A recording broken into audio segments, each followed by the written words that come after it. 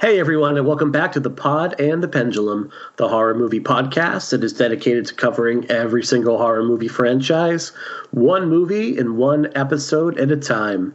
I am Mike Snoonian, joined once again by my fantastic co-host, Jerry Smith. How are we doing tonight? Well, I ate my neighbor, and now I'm doing great. Cannibalism is good, sure. Yeah. Well, what's funny is like we've done like last week's episode and this week's episode, and I'm figuring like by week 4 or week 5 of this whole pandemic thing, it's going to be like, you know, like what have you seen today? Like, I don't know, but I've eaten so many people. I know. Well, where would you get them at this point? Everybody's locked up. Yeah, obviously on LSD. Yeah. It's crazy. It's bananas out there right now. But we are recording our 50th episode tonight, which is, I did not think we would make it this far, but here we are at this point. So episode number 50. And we thought we would do something a little bit different, and we would take a break from covering franchises, and we're going to do a little fan commentary tonight. And fan commentary might be a little bit too strong a word, given my pathological hatred of the movie that we're going to talk about tonight. We're talking about 2018's action horror movie, Mandy.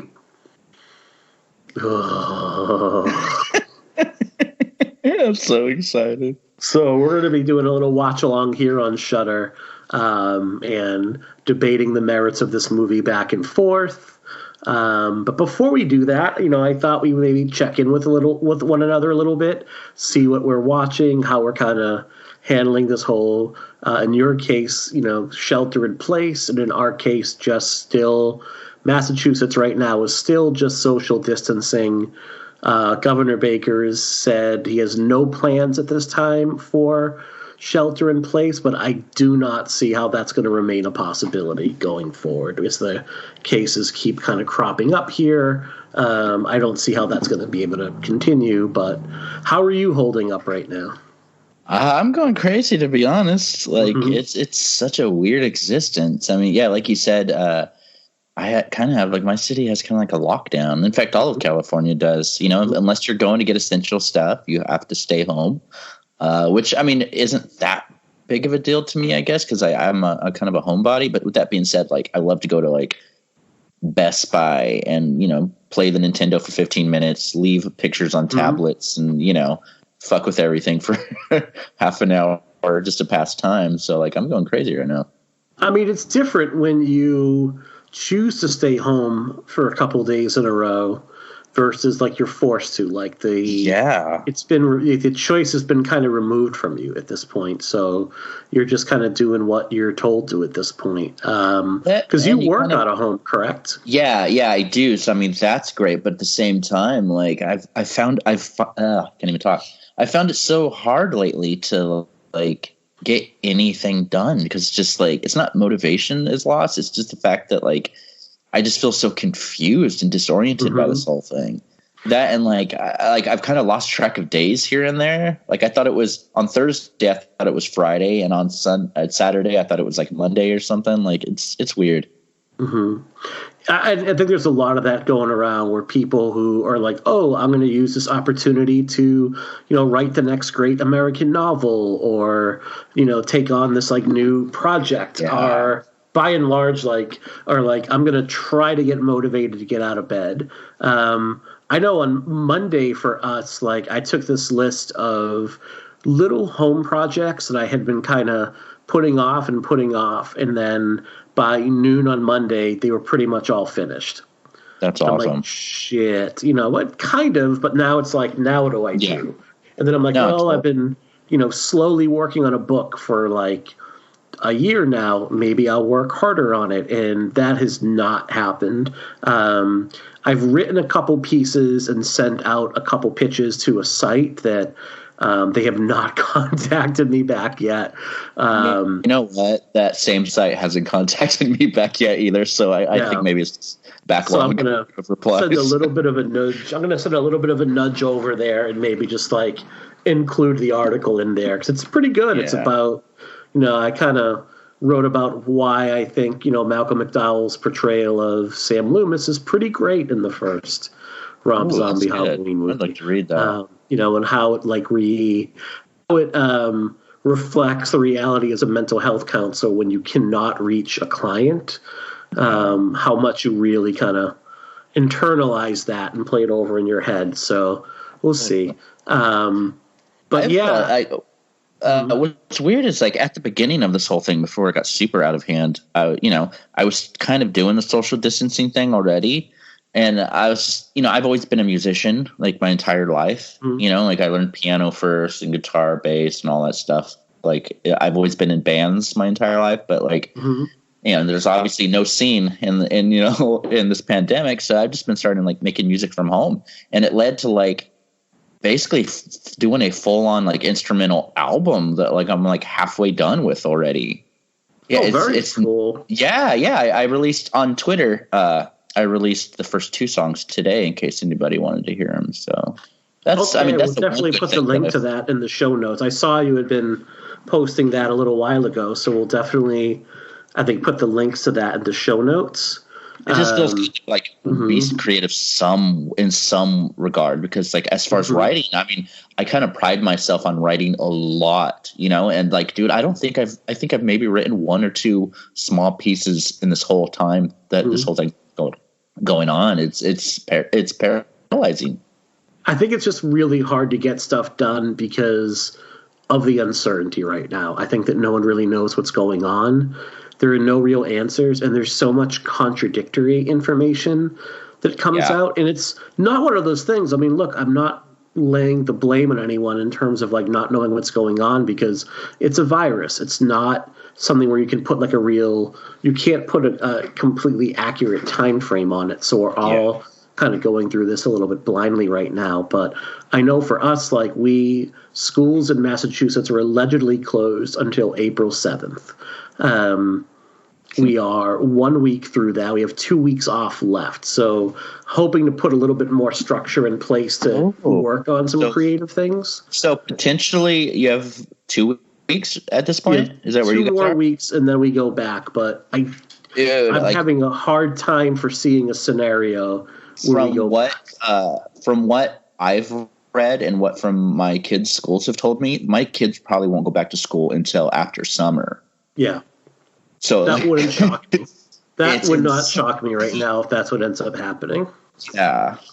And what stinks for me, like I know you mostly work out of home. Like I work in a public school setting, and there's 1,100 kids in our school. They're a K through 8. I'm one of the counselors there. And, we all complain about our jobs from time to time. I, by and large, like really love what I do. And my day usually starts, like I get there at about 5 minutes of 8. By 8 o'clock, there's usually like 3 or 4 kids outside of my door that just want to come and check in for a few minutes. See how things are going. Maybe they had a rough morning, or maybe they just want to kind of like check in and shoot the shit for a little bit. And you kind of miss that, I miss kind of like popping into different rooms and like checking on the kids or saying hi to some of the teachers that I'm friends with, including one that like listens to our show. Hey, Miss Wallace, hope you're enjoying this one. I miss like having the kids come in and like doing stuff with them. Like playing a game of Uno and like talking about how their day is going, or like busting their balls because we've had the same conversation about them like not being able to shut up in class, and then getting sent out. After a while, you miss that. So like I am like seeing at a minimum 1,200 less people a day right now. And then for counseling, I've switched to like remote counseling. I'm not working with anybody in terms of going like into the counseling center to see them. So it's all like over the phone or over this thing called telehealth, which is a secure way of doing Skype. So it's crazy. I've been like freaking out like on so many different levels. I mean, not freaking out like, on Jack Torrance, but like, I'm worried about my kids. I'm worried about my family, and then I'm worried about my immediate family, that I don't talk to very often, I'm worried about so many things. My oldest just turned 18 this week, and I haven't talked to them in like 3 years because of stuff. And it's like, I'm just like biting my nails, wondering if, if my kid's okay, or not even that, just people I don't know. Like earlier this week, before the whole lockdown thing, we got the essentials and then we quickly went to Taco Bell just to pick something up really quick.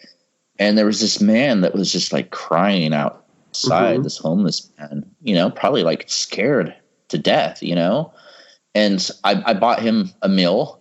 I gave it to him, told him, hang in there. And then like, for some reason, maybe it's just like empathy, but like, I haven't stopped thinking about this guy the whole time. Like, we're in lockdown. It's like, did this guy eat since then?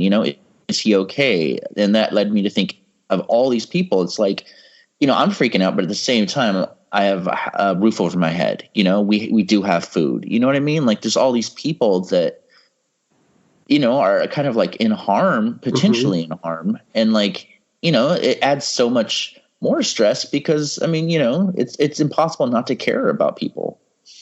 It is. It's really hard. And I think like a lot of people are going to show their character over the next few weeks, what kind of person they are, what their values are, what they believe in. And I think that we're going to see a lot of that. I know for one, like I am pretty grateful. My daughter turns 10 this year, and I'm like grateful to kind of have this time to kind of hang out with both her and my wife, like in the house, just the two of us. Like, it's not always perfect. I know, like, there's been some nights where I've been like just grumpy as hell, but I mean, who can help it? But we've been able to do things like we'll go into the yard and just like throw the Nerf ball around. We've gone, like, our dog has had more hikes and more walks than she's ever had in her life at this point. Like, we went on like an hour-long hike through the Blue Hills in Massachusetts today, like a really nice nature trails with our dog today. Like, she is doing all sorts of these like craft projects. She's helping cook dinner. Earlier tonight, her and I, like, we're going to be playing, and you're in on this, we're playing that RPG Monster of the Week tomorrow online with a bunch of friends on Skype, and she's helping me put like the game together. And she's like, well, there's going to be an old man who lives in the town, and you have to take his dog for a walk. I'm like, okay, how does that relate to like the game though? Like, why do we have to take the dog? He's like, well, because it's just like a really cool dog, and the old man wants you to take him for a walk. I'm like, okay, we'll work that in somehow. That's the adventure that I want to go on. So, be forewarned that, dog walking is going to be part of the RPG. But we're just, like, I'm a pretty, and the other thing I've been doing is I've been watching all these like old YouTube videos of like basement shows that I was either at or bands that I followed. And I'm like, I have not been to a basement show probably in a few years. All I know is when this thing is over, I am going to so many fucking basement shows at this point. Right? I've had that exact thought. It's so funny. Yeah, it's like I'm getting back involved in that scene. Yeah. Did you ever get into Boy Sets Fire? I did not. I remember they were a thing in like the early to mid 90s. I think like I remember they were known for like their singer would like turn his back to the crowd and just kind of like squat down when he would sing. But they were more like new hardcore for my taste. Man, I liked them. Oh, okay. No, I tell me why you like it. I'm not saying you can't. No. I'm like, you're wrong. No. For some reason, we were talking about shows, and I remember seeing them in like a little basement in Bakersfield once. Yeah. Oh, yeah. So I was watching. Oh, there's Iron Chic at that little basement in Alston we used to always go to. And there's me in that crowd. What's crazy is I read yesterday that they're closing Slim's in San Francisco, which is such an iconic little dive bar venue. Like I went to so many shows, growing up, especially as a teenager there, and it's just like it sucks to see all these great places that you saw these like hardcore and punk shows close down. Is Gilman Street still around? I haven't been to Frisco or San Fran or whatever the hipsters want to call it these days. I haven't been in a while. I'm not sure. I always just went to Slim's. That was always just like kind of my thing. Yeah. So before we get into Mandy, let's talk about some other stuff we are watching right now. Like, what has been keeping you occupied, Jay? I know you had like a night where you were just like catching up in work and doing screeners. Yeah, see, that was the intention. Okay. I've had so many nights where like we'll plan specific things, and for some reason I'll just sit on the couch and be like, man, I really can't get up right now. We were gonna have a double feature of After Midnight and VFW. I hadn't seen VFW, and After Midnight, I saw it last year when it was called Something Else during the festival run, and God, I love that movie, and I knew my wife would love it, so I showed it to her. Mostly I've been like revisiting movies that just make me feel good as like a way to combat, like, you know what I mean? Like I want to discover new movies, but at the same time, like I put in the fog because there's not a single situation where I can't just smile while watching that. It's one of the few movies I'd consider perfect. That, and like a couple nights ago, I was telling my wife, you know, like, hey, do you want to break out of the horror thing for the night? Like, let's watch something kind of funny. And, you know, The Jerk wasn't on any streaming platform, and I don't own it. She was my first pick because she hadn't seen it. And I was like, okay, what's another comedy movie that I grew up loving that she hadn't seen? So I put on the first Naked Gun. God damn, man. Like, that is still, to this day, one of the funniest movies I've ever seen. Like, it added so much, just like so many laughs that I needed that night. It was great. Oh, The Naked Gun completely holds up. Yeah, I mean, O.J. Simpson aside, like, it is so good. Just the beginning part, like, not just O.J. getting shot a bunch, which is great to see now, but when he's in the hospital and Leslie Nielsen's Frank Drebin character goes up to him and O.J. Simpson's character is trying to give him all these hints to like why he got shot. He's like, the boat's name, I love you. So he goes, I love you. And then Frank's like, oh, I love you too. And the part he goes, heroin. And he goes, well, that's a tall order, but give me a few days. Yeah, it's my God, man. Yeah. Well, what about you? So we've been going through Lock and Key, like one episode a week. We've kind of like gone off of binge watching shows and are getting more into like kind of slowly taking our time to go through it and enjoying it a bit more. So there's two things on Netflix that we've really dug, and that is like Lock and Key, which is kind of horror light at this point.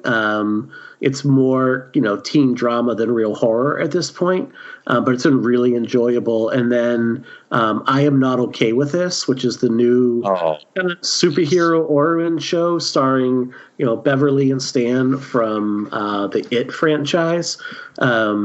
And it's been like a couple episodes in, and it's like kind of teen angsty overall, but it's a lot of fun. Like, so we've so far. How like, great is he in that show? Like, everyone is, but like the kid that plays Stan, Wyatt Olaf, like his performance especially, like, oh my God, it's so funny. Yeah, it's a blast to watch. I mean, he's just like this, got some really positive energy to him. Yeah. So really digging that so far. And then did The Invisible Man last night, and that was fucking incredible. Really like this idea of like new release movies being available to rent for, I mean, $20 to me is pretty reasonable for like a movie that's still in theaters. And I've got like a really nice, like kind of thrown together projection system in the basement. So to me, it looks great. I am totally okay with spending a few bucks and doing that. And that movie was pretty close to perfect. Oh yeah, it's great. I'm curious about the. There's an ongoing joke with the new release, like instead of the theatrical things going VOD. I've been joking about it even before it was announced that, man, I'm never going to get to see Ben Affleck get a second chance. You know, that's that basketball movie. I think that's going to happen now, though. Yeah. See, I can't make that joke anymore because it was announced that was going to come, I think, at the end of the month too. So, I know that like Onward is out right now, but that's going to be on Disney Plus in 2 weeks. So we're just wait for that. I think Sonic is coming out next month. Sonic is coming out pretty early. It's going to be interesting to see if if it does well enough, the studios are just like, screw it, we'll just release everything, or release like some of these, mid-level pictures like VOD at that point. So we'll see what happens. Or you just see this like very short window where after like 3 or 4 weeks, a movie leaves a theater and a week later it shows up on VOD for like a little bit of extra money. But to me, like, this movie was close to perfect overall. Moss nails what I see a lot. Like Elizabeth Moss in this movie, she kind of nails what I see in counseling with a lot of my clients. Like, I have worked with a number of young and older women that have been through the ringer, whether it's physically, emotionally, psychologically, and kind of working through their trauma with them. And she really nails this tiredness of just being exhausted because nobody believes you. Yeah, really. Yeah, and you just see like in the way this film just uses like empty space on the frame too, where everything that's innocuous just seems so dangerous, and you're never comfortable watching that movie. And I think it really kind of nails what a lot of victims go through, where they never feel comfortable. There's actually a line in the movie where Moss's character says, "This is what he does. He makes me think I'm the crazy one." And it's literally what a client said to me in counseling like a couple weeks ago. Totally. And I think Leigh Whannell has such a good knack for even camera work. Mm-hmm. Like, the camera is amazing. Mm-hmm. Like, especially the hospital scenes, I think. Yeah. That and like what he did with Upgrade. It was interesting because yesterday Leigh Whannell posted kind of some early script notes when he was just brainstorming it. Mm-hmm. And at first the story was going to be that Adrian was kind of pissed that she moved on and got a new boyfriend. And I'm really so fucking glad that didn't go into the story, because I think just having Moss's character on her own, I think, was such a good touch. I do too. Yeah, absolutely would agree with that. So, so the other thing I wanted, just before we get into Mandy here, why don't we spitball some ideas? Because I think right now, like, you're super cooped up.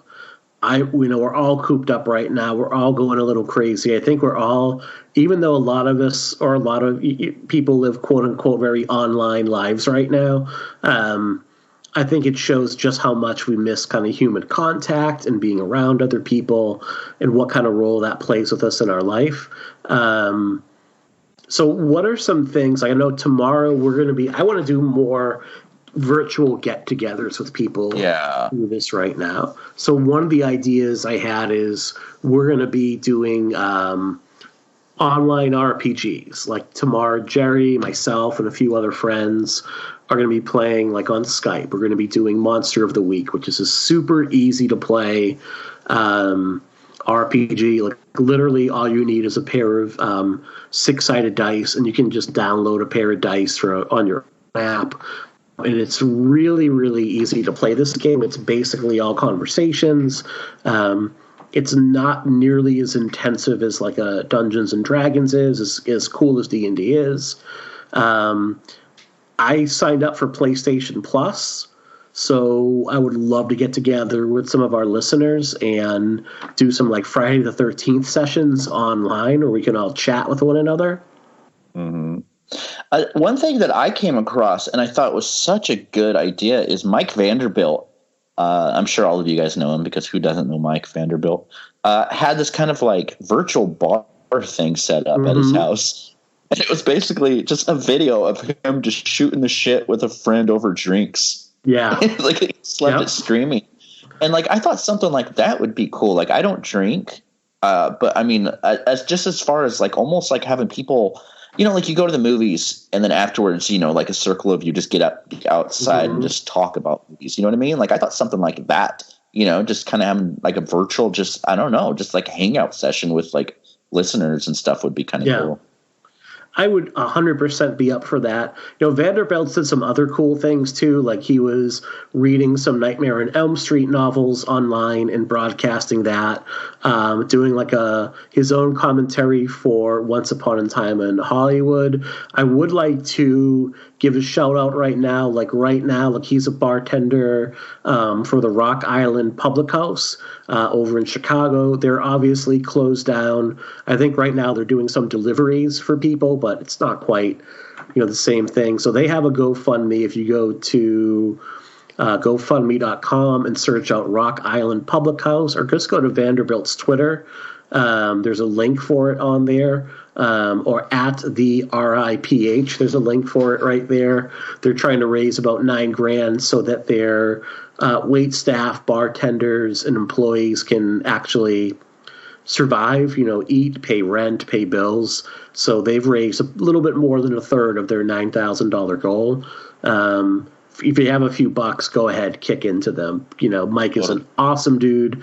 He's been on our show before, and we want to have him on again. He's one of the co-hosts for Halloweenies, which is just love that podcast. Their Friday the 13th episode was almost as good as our Friday the 13th Part 1 episode, but it was really good. I love what they do in that show. Oh, they're great. Just kidding. There's no competition here. But yeah, so we want to do, and listeners, let us know, what can we do? And there's no Patreon for us. There's no, it's a tier level thing. We just kind of want to give back to the community of people that we kind of get to know and love and do some fun shit overall while we're all going stir crazy. Yeah. Even if it's like a retweet or something, if you have a GoFundMe or something to help you get through these times, let us know and we'll retweet it. We'll do, anything we can, Also, there's a lot of mom and pop stores that are definitely going through the ringer now because of this. Even if they don't have a GoFundMe, if you guys can, buy online, do any of that stuff. Dark Delicacies in Burbank has kept so many of us horror fans in the LA and the California area. They've been a sanctuary to so many of us. Signings every week. I've signed there 4 times. I've went to signings throughout my entire adult life there. Darkdel.com. Buy something online. Support local businesses. Keep them afloat during this time because, they do the same to us when we need stuff. Right, absolutely. So at this point, we're going to ask friends to go to Shudder.com. Or if you have the Blu-ray of Mandy, or if you own it digitally, go ahead. And why don't we give folks a moment to do that right now? And Jerry, what is it about this movie you love so much in 30 seconds or less? Well, 30 seconds or less. Really quickly. When he was planning this movie, Panos Cosmatos thought back to this and his first movie. When he's planning, he thought back to being a kid, seeing all these video covers of movies that he was too young to watch, and imagining the movies that those would be. And this is the kind of movie. This is the movie in his head that were so many of those video covers. Just the art, what it invokes, what you want in a movie. This is a nightmarish, hellish roller coaster of a movie, and I love it so fucking much. Mm-hmm. And Mike's and no. Yeah. So I've never actually sat down to literally watch grass grow. But this is pretty much what I imagine it would be like. The first hour and 20 minutes of this movie is like watching grass grow. So it'll be, and so right now, we are at Shudder.com. Jerry, are you there?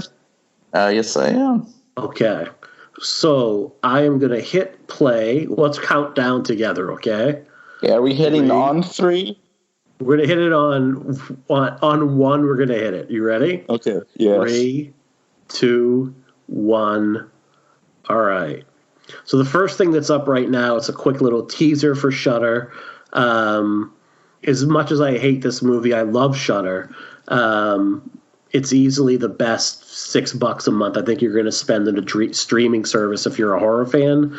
Not only because of the depth of their catalog overall for classic movies, but they are bringing in so many new classic horror movies like Revenge, Like Me, Bliss is now up there. So by all means, go to Shudder.com. Right now, there is a 30-day free trial called Shudder Shut-In, and you'll get a month free from them. Okay, where is it? Your screen really quick. It says XYZ Films right now, and now it's something else. So Piccadilly Pictures, yeah. All right, so we are 1 minute in to our commentary of Mandy. All right. This should be interesting right here. See, to me, what I don't like about this movie is it's basically a film Twitter, like it's film Twitter like bukkake, basically. Like everybody on film Twitter thing. And I think maybe what it is, I feel like I was sold a bill of goods. Like if I went into this movie blind, maybe I would appreciate it more, or at least like just turn it off and go about my day. There's the SpectreVision logo. What do we think of Elijah Wood in SpectreVision? I love what he's doing. Elijah Wood and Daniel Noah, like those guys are like giving like it, and I hate to use the word auteur because it's so like, you know, film school nerd kind of thing, but like very much so. They're giving like auteur filmmaking like a second life, I think, with all the movies they put out. Gonna jump in. Here's a little pretentious quote: "When I die, bury me deep. Lay 2 speakers at my feet. Wrap some headphones around." What would you wrap headphones? Like around your dick? Come on. "And rock and roll me when I'm dead." Oh my God. So fucking pretentious. All right. Sorry. Just, it's not even like we haven't even seen a frame of film and we're you're already out. Yes. I love what SpectreVision is doing with it. I mean, having all that Frodo money and that Lord of the Rings money, and you're making these like weirdo horror movies. It to me it's perfect. It's as much as I don't like this movie, like I love what SpectreVision is doing. What movie are you gonna get that starts with a King Crimson song? I mean, goddamn, you know, a good one. I love it. Not a good one. I feel like we're like gonna end up being like the older Muppets and you know, like the Muppet Show. Statler and Waldorf, but one of them was that's not half bad. It's not half good either. Yeah, it's well, here I think I put in my notes here, like you have some long shots right now of trees. Like basically right now you have what seems like a feature-length opening sequence of treetops right now. This is the beginning of the Friday the 13th remake. The scene. And I know it's meant to like depict just how isolated the characters are, how far away from civilization they are, but not really, because Mandy works with the local gas and sip. So they're not that isolated. There's like roads everywhere. You know, there's like, so there's like no purpose to this whole opening. Like Nick Cage is in a moment is going to get a spoiler alert. He's going to ride a helicopter. I mean, I think it is pretty badass that he rides a helicopter to and from work every day. Like that's actually pretty cool. But it doesn't play into anything else. You know what I mean? Like it's showing his life. You know, he's a vet that went through some hardcore stuff, and he's a logger now, kind of like Dexter in that final episode. You know, like it's just establishing how just boring and mundane and just day to day his life is. He gets to play with a chainsaw every day, though, and I don't know if that's boring. Look at the way he walks away from it. Like he's just so over it. Yeah. Oh man, Nick Cage. What's funny is... do you think Nick Cage would do these movies if he didn't buy like 50 castles and lose all his money? This one, yes. This one, yes. The 1,000,005 ones that have him running on the cover, no. No, but what's funny is, I don't know if a lot of listeners know this, but originally Panos Cosmatos, the director, wanted Nicolas Cage to play the Jeremiah Sands character. Mm-hmm. You know, the cult leader. He wanted Nicolas Cage to play him, but Nick Cage didn't want to play him. You know, he wanted to play Red, and so they didn't make the movie for a few years based on that. And then he came back and decided to play Red instead. Mm-hmm. But can you imagine the movie if Cage played the main bad guy? Oh God, it would be insufferable. It would be even more insufferable than this already is. Like at least you get an hour of like some subdued. So here's Mandy smoking up right now. So you know, basically. And this takes place, and she's like painting her heavy metal covers, and If this movie, I'll say this: if you removed all the dialogue from as little dialogue as there is, if you removed all the dialogue from it, and it was just a documentary about like 70s and 80s metal covers that Nick Cage narrated, I would be at 5 stars. I'd be into it at that point. What do you think about the score? It's boring. It doesn't do anything for me. It is so. I love it because Johan Johansson, the composer, I love it. It's kind of just ambient thing, and then he comes in with the guitarist for Sun, that kind of doom metal band or drone metal band with the guitar stuff. I'm super into it. It sounds like a 6th Rate Six cover band to me. It's really awful, and I am all for, like, I love some instrumental. I like, give me a band like Pelican, for example, like put their music over this, and I think you got something that propels. I still don't believe that Panos is a real name. That's a Seinfeld character. That is not a real name. His dad is, right? Yes, he directed Tombstone. He directed Cobra. He directed Rambo: First Blood Part 2. This movie seems like to be. No. He ghost directed. No. He what? Do you know like the whole like mythology, but like or accusations towards most of George Cosmatos' movies? I do not. That Stallone, the studio wouldn't let Stallone direct Rambo and like Cobra and stuff. So he got George Cosmatos to be like the face, but it was really Stallone doing it. And Kurt Russell's passion project was Tombstone. And the studio wouldn't fund it if Kurt Russell was going to star and direct it. So he was talking to Stallone, and Stallone said, "Why don't you get George to do it?" And he's the face of Tombstone, and promised George Cosmatos. Kurt Russell promised George Cosmatos not to reveal that Kurt was the director until George passed away. Like, I don't know how much truth there is to that, but there are articles that go in detail about that stuff. So he got Toby Hoopered, is what you're saying? Nonstop. So, by the way, like, what I've messaged you this before. We have a blue filter instead of a red one. That's art. So earlier, like, we were doing the like one director of your favorite movies, and someone did Spielberg. And as an experiment, I'm like, I wonder if I can summon him. And I did like E.T., Raiders, Jaws, and Poltergeist. And wouldn't you know, I woke up that morning and it was like, hate to do this, and it was the Poltergeist account. Like, once again, anytime you mention like Spielberg directed Poltergeist, he shows up. Like you said, Candyman 5 fucking times in the mirror. It's amazing. I love it, by the way. It's not a dig. Like, I think that is so passionate. I love the opening dialogue of this movie. It's like, "How's your day?" "It was pretty cool. I was reading that book on Galaxy." Oh, I love it. Oh my God. And I think part of it is like, I just hate people like this. Just like, ugh. You know what it is? I feel like some of the characters in this movie, and I say this loving the movie, but I feel like a lot of the characters in the movie is that really drunk guy at a bar who calls himself Chameleon that talks about how profound tool. You know what I mean? Yeah.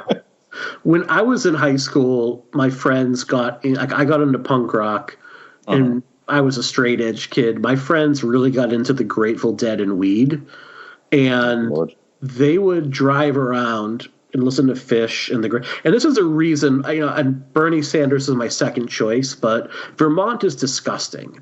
It's like, you got Fish and hippies and just a bunch of dirty hippies and Fish, like, oh. So basically they would drive around and have conversations just like this right now while smoking weed and listening to the Grateful Dead and like a 1985 like Dodge Datsun, and it was just the fucking worst, man. I think that might be it. I think that's like the genesis of your hatred for this movie. It's just like, you just hate it, man. I mean, don't get me wrong. It's pretty. It's a very well shot movie. It's gorgeous. I know that Panos's other movie, like Beyond, I mean, this looks like like, look, right now we're looking at like the landscape. It looks like a metal cover. I mean, and it's gorgeous. Yeah. Like, I would totally print out that thing. And like, if I had like a wood paneled basement, put that up as a print in my basement. Yeah.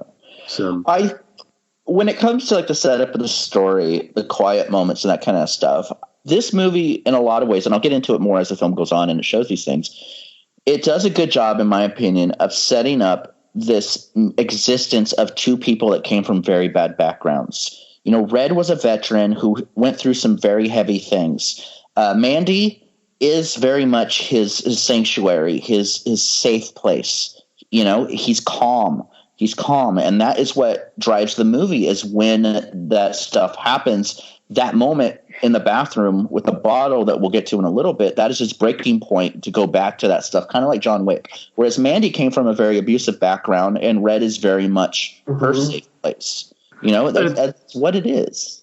And I think the issue I have with it overall is like, and I said this last night watching it, I had this movie pinned in terms of like turning it up so I could hear it, and I cannot make out 90% of what they're saying to one another in this movie. So you're just left with two people, like Nick Cage is just like staring at a naked Mandy right now as she walks towards the fire, and it's just like, ugh. Like, how am I getting all that background from this? You know what I mean? Out of curiosity, though, like, were you ever into Jodorowsky at all? No, I'm not Holy Mountain, and you know, I've never watched Holy Mountain. I don't like Italian horror, which I find, like I said this last night, I find most of it like super nonsensical, and it just irritates. And I don't think this movie's nonsensical. Like, it makes sense. Like, there's a very clear plot and clear narrative to this movie. So that's not my issue with it. I think my issue is, and again, I think it really boils down to like when I saw the trailer for this movie, and it's not the fault of the filmmaker, but you got like 2 minutes of like Nick Cage with a chainsaw, like wreaking havoc. That, and I think where a lot of movies suffer, and I'm not talking about this because I love it, but is something that I've been guilty of too. You know, I've been quoted in trailers like a lot of writers have. But I think where movies like Mandy kind of set themselves up for failure with a lot of people is they use all these pull quotes to make the movie sound like they're like the next coming of God. You know what I mean? And, you know, it's like our friend Justin Bean says, you know, movies should just exist on their own. You know, like, I got into so much crap. There was a line in a review I wrote where I was kind of making the general idea that I loved Leatherface, the newest one. I loved that movie. Most people didn't. You know, I was talking about like, man, I think it might just, in my opinion, I think even in the review in my draft, it said, in my opinion, this is the best one since the original, as far as like me enjoying it. That sentence, the best one since the original, got put on the Blu-ray cover and a bunch of other stuff for Leatherface. Yeah. And can you imagine people buying that and then watching that movie and like, you know what I mean? Like, I think Mandy kind of suffered from that thing too. And I'm not dissing it. I love that Leatherface movie, but you know, I think pull quotes and people hyping stuff up to crazy degrees can make a movie suffer for other people. But I think the issue there with this movie in particular is there was so much of that going on. Like, it came out of Fantastic Fest like a bat out of hell. And same thing happened with Pet Sematary in South by Southwest last year, where people are like, oh my God, this movie is incredible. It is the best thing you're going to see all year. It's batshit crazy. And then you sit down for it and you're like, no, it's really not. It's really like, this is a very languid, I mean, the pacing here is languid. And it was funny that, like, you were saying that about Panos' dad, George, because I kind of consider this movie like almost like a fuck you to his father in some ways. Because, you know, Cobra and First Blood and Tombstone have this, like, real propulsive action that drives the movie. And this right here is so methodically paced and so slow.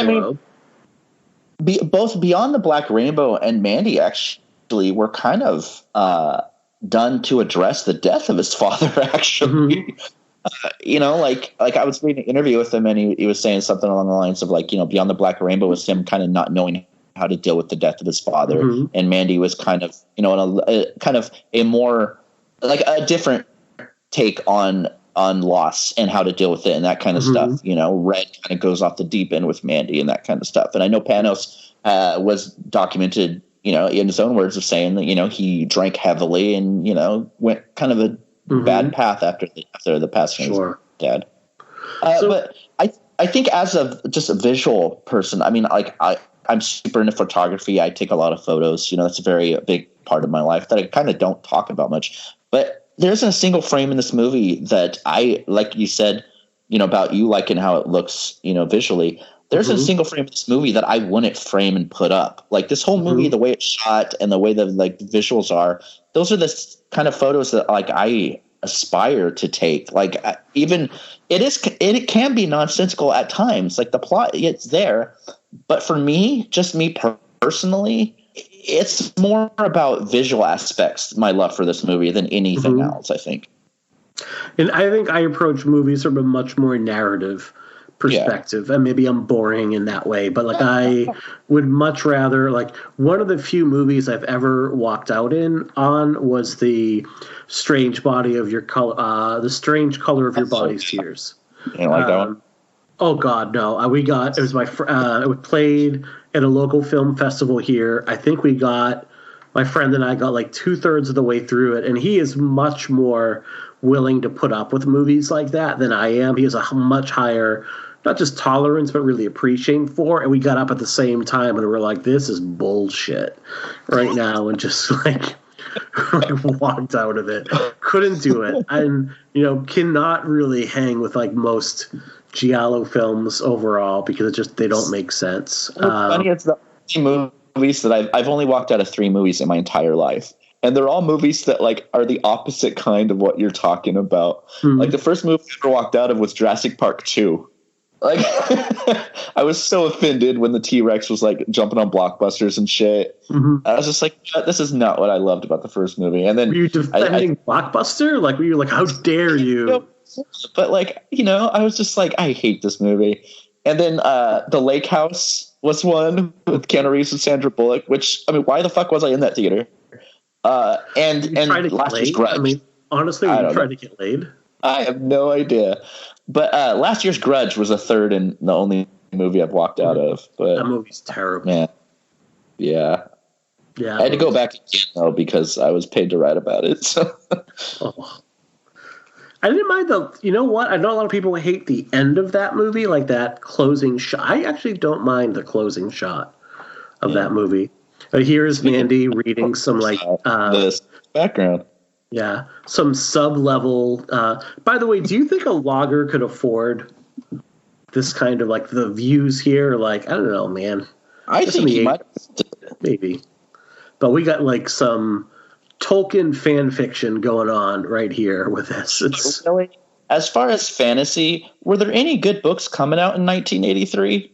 I'm sure there were. Who could tell us? I think Grady Hendrix could probably, if you pick up Grady Hendrix's the paperbacks from hell, there's so many books in there that you just want to highlight and go, I need to kind of hunt down these books right now. Are you on his mailing list? What's that? Are you on his mailing list? I am not. I should probably get on it's his weekly lists are great. Fun fact, last Christmas, my sister and I both bought each other my best friend's Exorcism. Oh, I love that book so much. Oh, I love it too. Like I had read it, so I bought it for her, and she thought I would really like it. So that's kind of how in Simpatico. Have you read Horror Story yet? I have not. It's good. Good stuff. Okay, I love everything he's written. Yeah, and I have We Sold Our Souls for Rock and Roll. I have that one. So this to me, and again, like this, one of my problems with the movie right here is like, it's just a red filter thrown over a fog machine while a woman walks down a path in slow motion. Yeah, and but what's coming this direction? What's coming this direction? The cult, hell is coming this direction. You know what I mean? Like, it makes sense. I don't know. If throwing a red filter over a camera is a sign of genius, then my God, we've really slipped as a society. So, I dig the Sabbath T-shirt. Yeah, right. Right. So we are going to have our introduction of our villain here, Jeremiah Sands, in a moment, and I don't know if I do this now or later, but I'm sure you'll do it multiple times. Go for it. So Linus Roach, who plays Jeremiah Sands, and it doesn't look. It's weird. Like in this role, he looks like if WCW WWE wrestler Jeff Jarrett and Jeff Daniels like face fucked one another, and this was the result. Like it's uncanny how much this looks good. Yeah, no, I do agree with you. He looks a lot like him. It's funny. I never realized that until you pointed it out. Mm-hmm. I was wrong. You told me I was wrong. I'm like, look at the two side by side. It's insane. Yeah. So we have our early 80s death cult right over here. So that dude looks like what? The dude with the mullet looked like kind of Hans Gruber's like sidekick, except the less muscly version. But here he is, like Jeff Jarrett right here. Your main. I think at that point, I'm like, if this is my main bad guy, I cannot take any movie seriously where the main bad guy looks like Jeff Jarrett. I love the idea of the cult just did the wrong acid and it just fucked them up so much that they're constantly on the trip, you know? Like, I love that approach, and I think that that's one of the coolest things about this movie. It's just like, they're not smart people. In fact, I mean, he tries to be seductive in a little bit, and she laughs at him. You know, they're not good bad guys at all. They've just done too many drugs, and they think that they're gods. You know, it's funny to me. But I think, oh God, look at this. You have the Stranger Things. You have the Stranger Things title sequence right now. Children of the New Dawn. Oh my God. So cool. Yeah. It's not. So a couple here with another slow bit right here while Jeremiah gets tended to. So a couple career highlights for Double J Jeff Jarrett. I kind of looked these up earlier.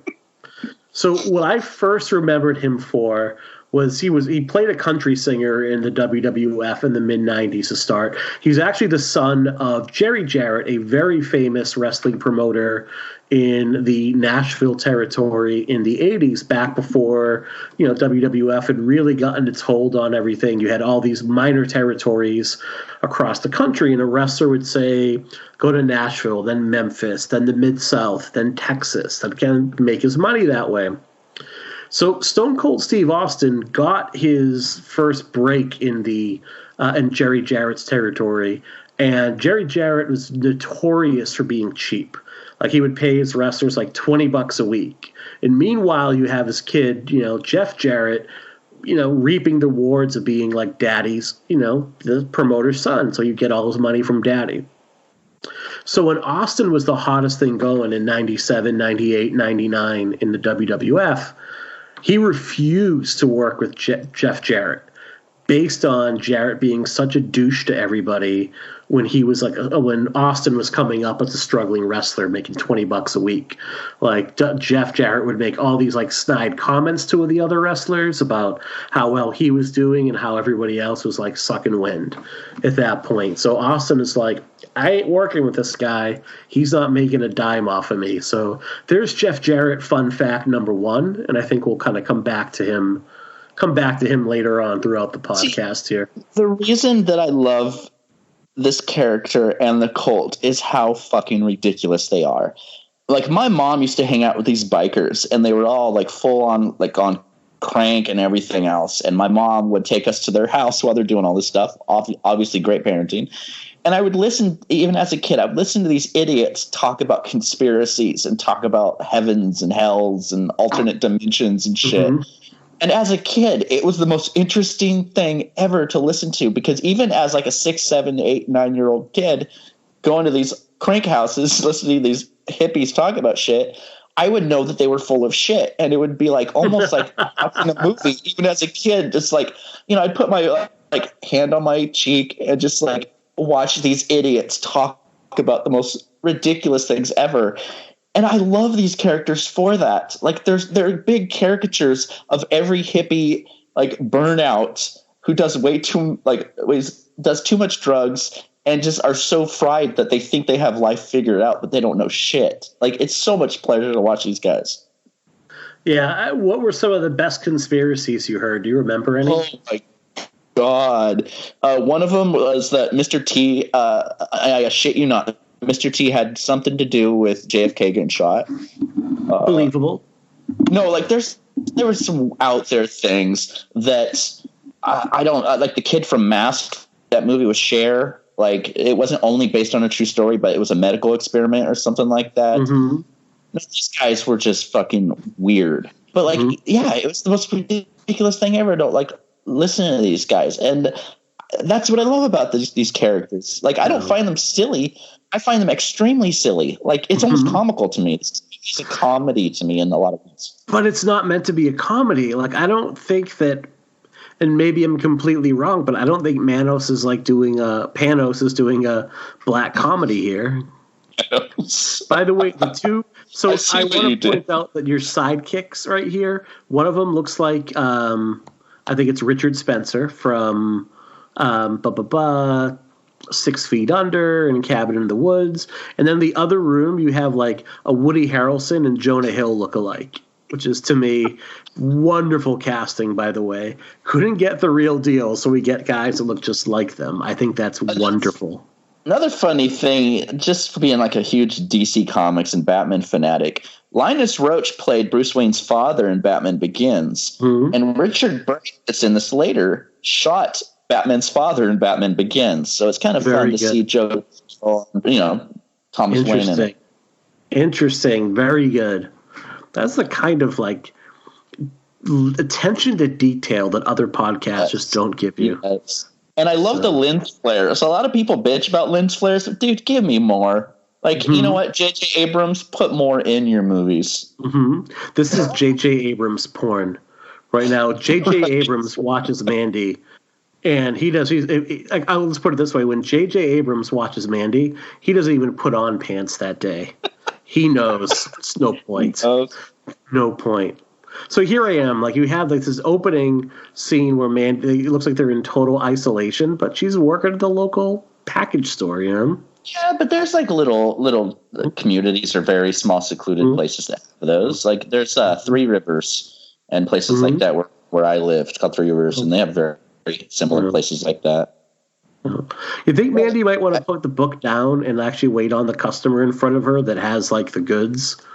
You know, like, oh, hey, I'm standing in front with oh, God, it's so annoying. Like, have you ever been to a store where you're like, hey, I have all my shit, and like, I would like to ring it up and go? Well, I'm sorry, what was that? Crystal Lake reference right now. I missed it. She said it's over by Crystal Lake. No, I think Mandy only works at this place just part-time, just to pay for her, novel addiction, or, like fantasy novels. I think Red brings home the bacon. Maybe she's not even working there, and like the owner is like on a poop break, and she just ducks behind the counter whenever he does that. Oh man, it'd be amazing. So, and plus, Jeremiah Sands, going back to that douchebag. Like, the fact that he saw Mandy once and he tells his current cronies, oh, I feel naked without her. We've all met burnouts like that, at a bar or something like that is way too drunk or high, and he's trying to, like, tell some random chick that, like, you're my soulmate, we're destined and that kind of shit. Jeremiah Sands reminds me of that guy, too. Like, it's just like a huge blender of douchebags that I've seen throughout my life. Yeah. Listeners, I just want to remind you right now that we are 29 minutes into this 2-hour and 1 minute movie. Yes. And nothing has happened yet. Literally nothing of interest has happened at this point. We've had some walking and some reading. There's been some walking. There's been some lens flares. There's been some red filters. And to change it up, there's been some blue filters. Oh, God, it's coming. I cannot wait. What's coming? Just hell, man. Hell, look at this guy. I know. Where did they find him? Just like that guy. Auditioned. I feel like that guy auditioned for Gummo and didn't get a call back. That would be Brother Hanker. That is Alexis Julmont, who's also been in Raw, and I'm trying to think of what else I've seen him in. That's really it. Just Raw. He's been in other things, but like the Cannibal movie. Yes. Man, I loved that one. Yeah, that movie's fantastic. Why aren't we doing a commentary on Raw? Why are we doing Mandy? Because you chose Mandy. I did. Such a shitty choice. So surprised too, because it was like late one night, and like we were like talking about the 50th episode, and I was like, okay, do you want to do a commentary? Mandy, like what? Okay, what? I'm down. It's happening. So now they're blowing the pipe The pipe of and then doom. we get a new version of Cenobites. This is the Hellraiser I want. Bring them. So, what is the deal with the bikers? Can you explain this to me? Are they demons? Are they just fucked up humans? Like, are they like stepping out of the Thunderdome? Like, what's the deal? I don't think they're humans because there's something supernatural going on. But I also think they're super into LSD, as the same as the humans. But I mean, they only bribe the bikers from hell into doing stuff by sacrificing someone to them. So I think it's kind of a hell world kind of thing. And I believe it's like the dude who won like third place at the Jonah Hill lookalike contest at the craft fair that gets sacrificed, right? Yeah. Okay. So now this is such a good look to him. My God. I mean, he looks like if Woody Harrelson just locked himself in a bathroom in a gas station somewhere and did nothing but meth for 30 days. Like, if that's how Woody Harrelson spent his quarantine, like, I'm going to lock myself in a gas and sit bathroom. I'm going to live off of nothing but beef jerky and meth. This is what he would look like walking out of there in 30 days. I feel like this dude would still be in the bar from Friday the 13th too. Like Ted? Yeah. Oh, man. Oh, God. Oh, jeez. Have you noticed that every character? Yeah, he did. Have you noticed that every character in this movie looks like they're crying? Yeah, they don't look happy. I mean, cults are usually suck you in by looking super happy, don't they? These people are so just tripped up. You can tell. Look at the passenger. That high is now not ended. Like when Fantastic Fest 2015, I shared an Airbnb with Brad McCarg, and I hadn't seen High Rise yet because I missed the first press screening, and I came back to the house and I was like, "So have you guys seen it? How is it?" And he goes, "Yeah, it's basically if the party never stopped." And I think that's what the same thing is with these guys. Yeah. It was the what never stopped? You cut out there for half a second. Party. It's the party. Because if the party stopped. Yeah. These guys don't look like the party's ever started, dude. These guys just look they look rough. They look This rough. This is a bad trip. Very bad. Now you get the bikers. Again, this is where if the whole movie was not that red background, this would be cool to me. But it blends in too much. Like, this looks gorgeous right now. This is absolutely. I'm not going to shit on this because this looks pretty stunning. I feel like that main song from Drive would play right here. Mm-hmm. Remember that? It was a Night Call. I do not remember that. Oh man, it's been so long since I've seen that movie.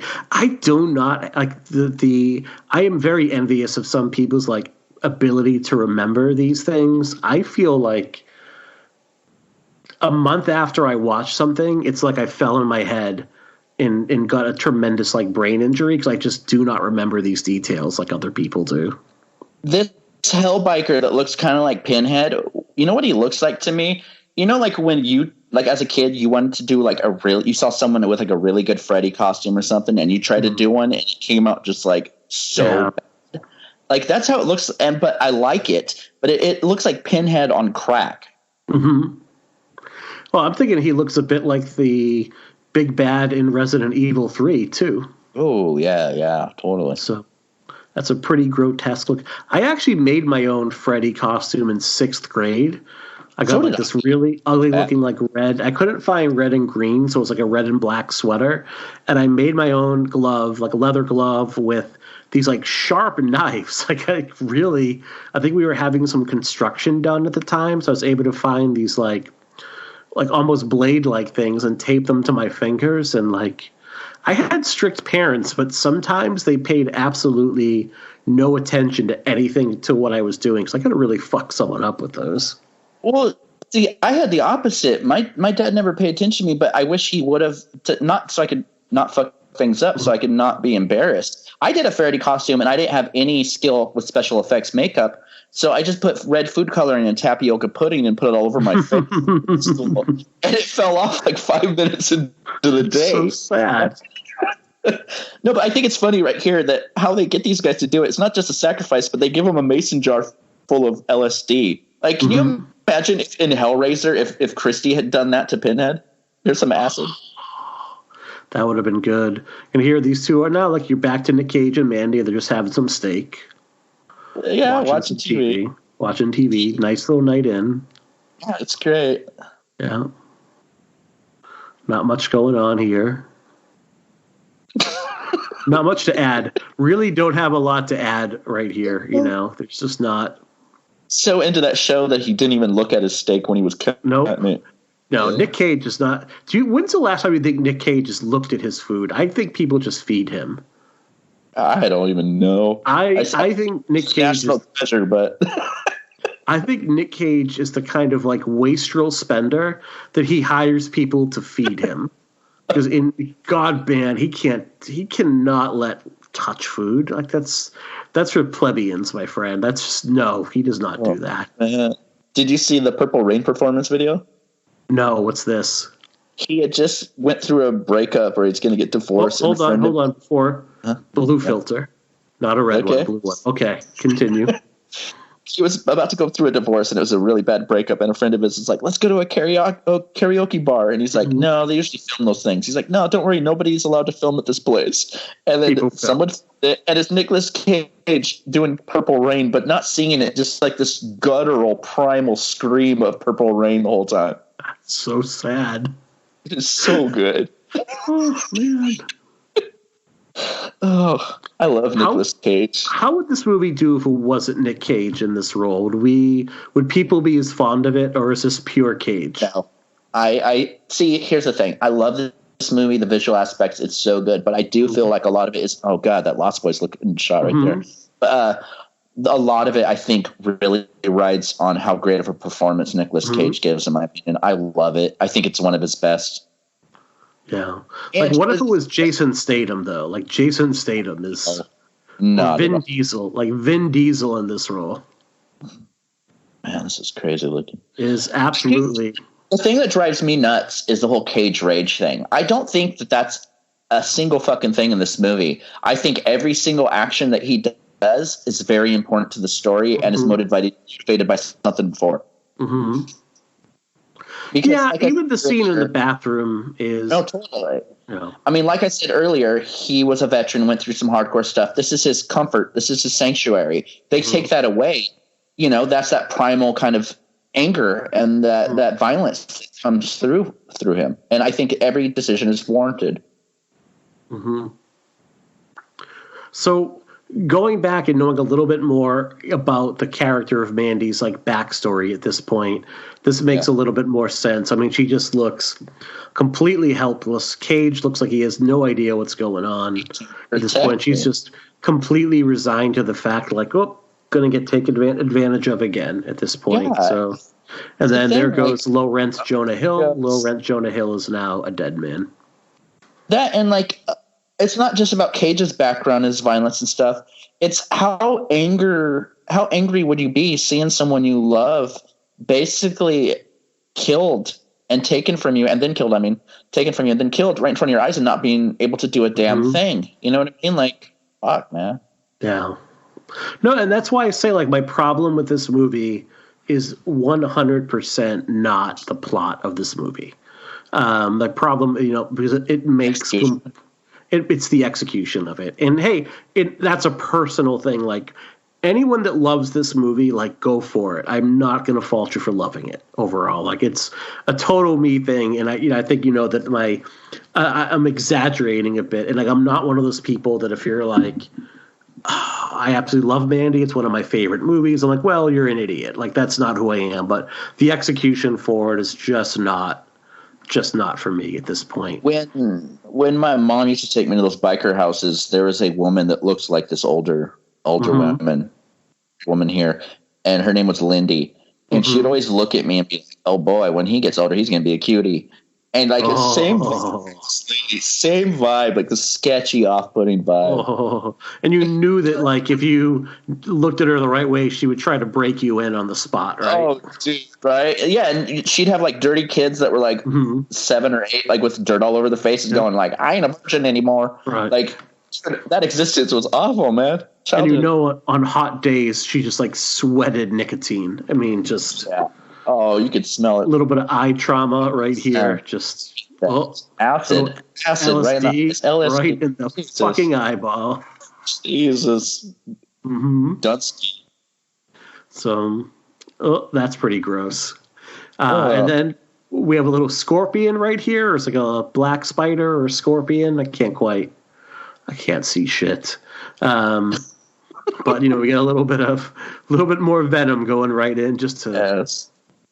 I mean, I will say kudos. That's pretty fucked up right here. Like, this is not awful right here. So that could have been the pull quote. Not awful. The pot of the bench.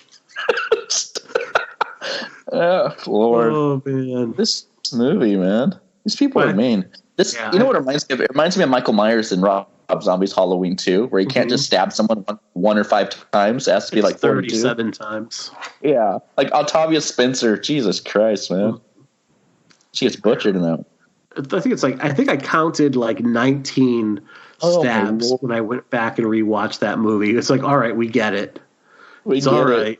Yeah, you got mommy issues. It's all right. We get it. Speaking of which, like I watched 3 from Hell. I did watch 3 from Hell recently, and it's one of the movies where it was on in a bar with like no dialogue. I'm like, this is really good. It holds my attention. I just wish somebody else would write his dialogue. See, that's interesting because I think that's one of, as far as writing wise, I think that's one of his best written movies. That's crazy. Do you think it was like the 38th time that Baby said "motherfucker"? That you're like, this is really. Rejects, the beginning of Rejects with Bill Moseley. Shit, fuck. Yeah. So I don't know, but I'll give it. We're at some point going to cover that trilogy, so I'll have to rewatch it. I have some ethical, some moral issues with the third act of that movie too, but we're here to talk Mandy tonight, and we have the whole drug trip going on right now with a red filter and some purple mixed in. It's kind of like the Spectrovision logo at all times in this movie. Kind of, yeah. And I think this is my, like this to me, like I get it. She's on acid. She's tripped out. My thing is we're 43 minutes into this movie and not a hell of a lot is going on still. And everything is in slow motion. Like this really could have been cut down to like 30 minutes. Mm-hmm. That looks like the back vinyl album cover of like a 70s prog rock. Oh yeah, album. Absolutely. Yeah. That dude on the right is just like out of it. Yeah. Yeah. So I feel like one of these guys calls themselves Lizard. At least one of them. One of them does. So I want to point out here, after feuding, after like going to the WWF, Jeff Jarrett's first feud was with the Roadie, who was the roadie for Jeff Jarrett. Jarrett recorded a country music song, "Be My Baby Tonight," which is actually pretty catchy, believe it or not. The two would eventually feud because it was discovered the Roadie was the actual singer of the song, "Be My Baby Tonight." So they fought over who the biggest country star was. The answer would be neither of them. The Roadie would go on to fame as the Road Dogg, one half of the popular tag team, the New Age Outlaws, with his partner Billy Gunn. Billy Gunn also went by the nickname Mr. Ass. The Attitude Era was wild, my friends. Fucking wild. So, Jesus. Yeah. We all know who the real musician is. It's the Honky Tonk Man. The Honky Tonk Man was great. Apparently, he's arrested in real life. So. You can tell. You can tell. Yeah, you can tell that guy was a complete fucking douchebag. Well, he's cousins. My hero. You know who was always my hero in WWF back in the day? Virgil. Virgil. Dude, Virgil, man. So apparently, like he is up for hire. Like if you want to have a bachelor party and invite Virgil for like $600. Yeah, the podcast The Lapse Fan went into a huge story about how when one of them was getting married, they hired Virgil for the bachelor party, and he basically hung with them all night. And he talked about getting meat sauce all night, like literally getting spaghetti sauce, and how good it was. So. Jeez. We have the Carpenters here. Like the main bad guy in a horror movie is talking about his affinity for the Carpenters. Mm-hmm. Great. See, I wonder if that was Cage's influence, because in Ghost Rider, the first one, he wanted for Johnny Blaze, or the character, he wanted him to always listen to the Carpenters and eat, I think, M&Ms or Skittles. Right. Like those were. He always had M&Ms, and I think they were like certain color M&Ms. Yeah. I love Nicolas Cage's demands. Yeah.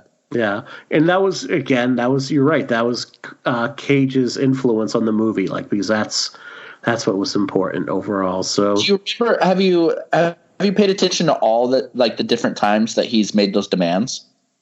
I have not. Oh, and he was originally going to be the villain in the Green Hornet with Seth Rogen, and the reason that they decided not to hire him is because he insisted that he would wear one of those fake Rastafarian wig hats and have an accent.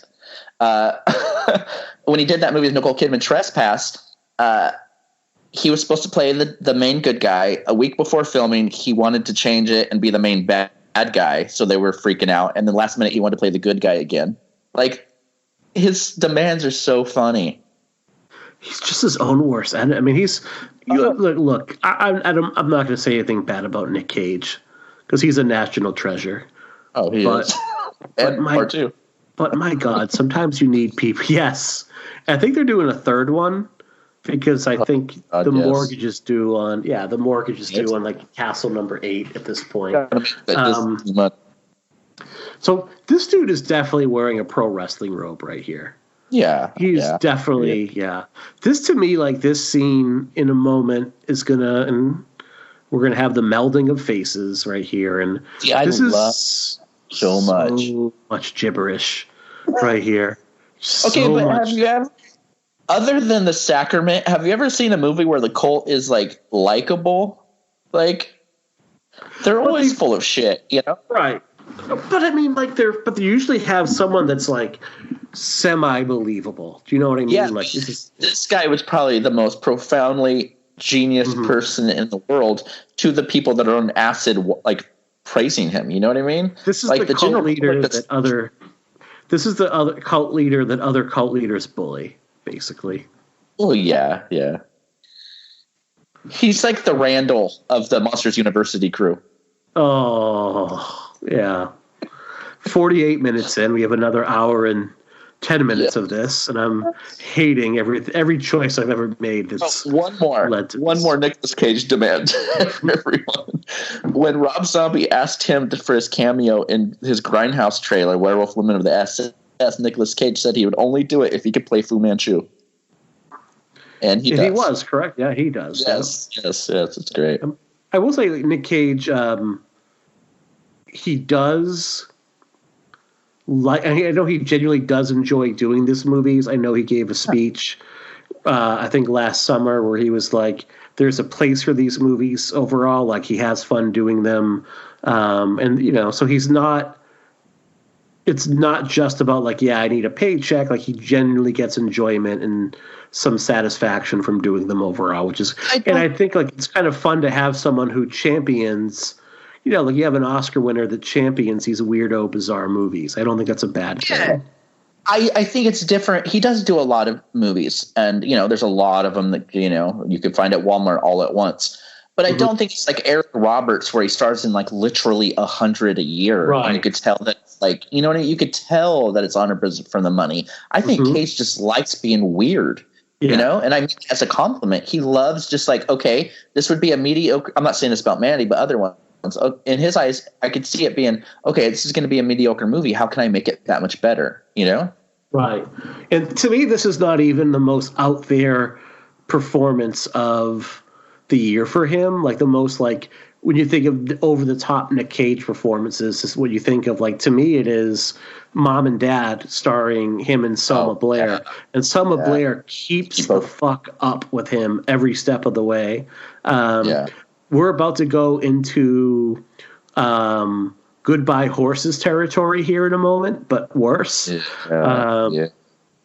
just, to me, we're going to get full on dong. But like Mom and Dad.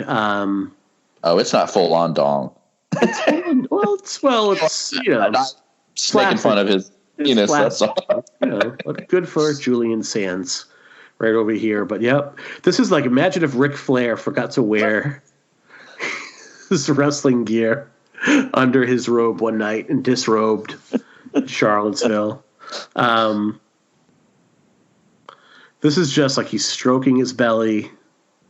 This is just so fucked up, dude. And everyone is just sitting around like, yep, it's a Wednesday night. That dude behind him's like, God, can this just be over with already? Yeah.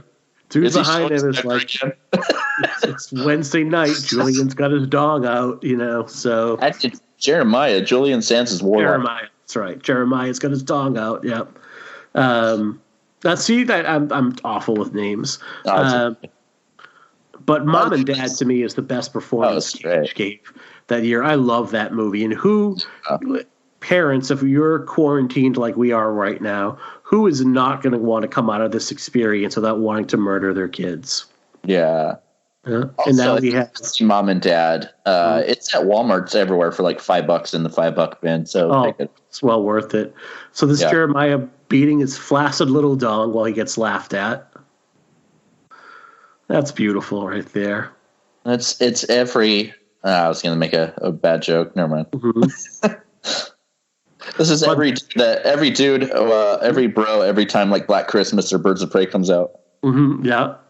Yeah, you're right. It's internet trolls before, now he's this sad, kind of pathetic dude getting laughed at, and there's nothing left for him here. And now you get tied up Nick Cage, tied up with barbed wire, and shit's about to get real.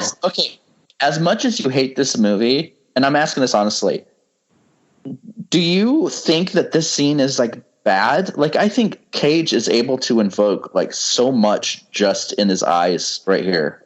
No, I think this is one of the better scenes of the movie. Okay. Like, it's not I don't think Mandy is garbage from start to finish, but it just, we'll get into it, I think, a little bit more when we get into when it gets a little bit better, when it gets into like the third act of the movie, of why I'm disappointed by this movie overall. One more Jeff Jarrett highlight for right now, though. In 1999, he feuded with Chyna, who was a bodybuilding female wrestler who was one of the most popular acts, and I think actually made the cover of Playboy twice, which when you had first seen Chyna's very lovely woman, just in a not a traditional way, feuded with her over the Intercontinental title. He was leaving the WWF for WCW in 1999. His contract had run out the day before the 1999 pay-per-view, where he was due to drop the Intercontinental strap to Chyna. And he basically held up Vince McMahon for about $300,000 and said, I'm not under contract. If you want me to lose, you got to pay me. So good for Jeff Jarrett.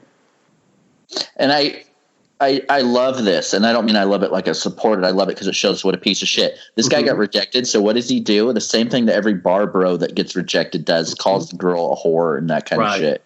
I don't really want her. Kind of stuff. Yeah, I didn't really want her to ugly little whore. Like, she's such a cunt. She's a bitch. Fuck her, man. Yeah.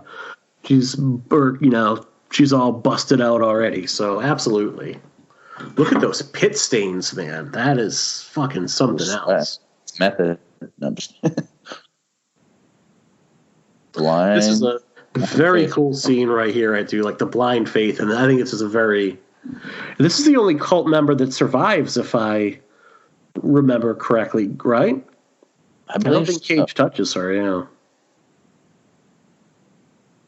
Yeah, I think because what you're supposed to see in her is she's very much been brainwashed and hoodwinked and is, not on the same level as the others. She's like me at 12 with Christianity. Mm-hmm. Playing Russian roulette. Yeah. Yeah, so that is just a fucked up moment right there. I almost thought he was going to say, all right, now do it again, and see how that would go down. But yeah, that to me is like a pretty cool scene. Pretty cool moment overall. Yeah.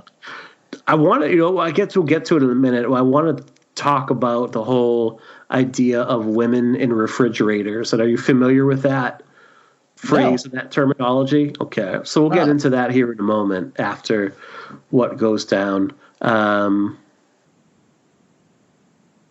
This looks like one of the dudes from the old Newhart show, one of the Brother Larry a little bit. I can't remember which one. Love Good to see him still getting work. Yeah. That guy would definitely have like a Trump Pence 2020. Don't they all look, front lawn? Especially Jeremiah, but don't they both look like they would be like one of those old classic rock bands that are still going today, but have like the new like hipster haircuts? Yeah. It's like their faces are dragging, but like they still have those like $70, straight iron, flat iron haircuts. Jeremiah would be fronting like a Led Zeppelin bar cover band that plays in bars on Saturday nights that is like really big in Albuquerque. Yeah. That would be so. Just some weirdness going on right here.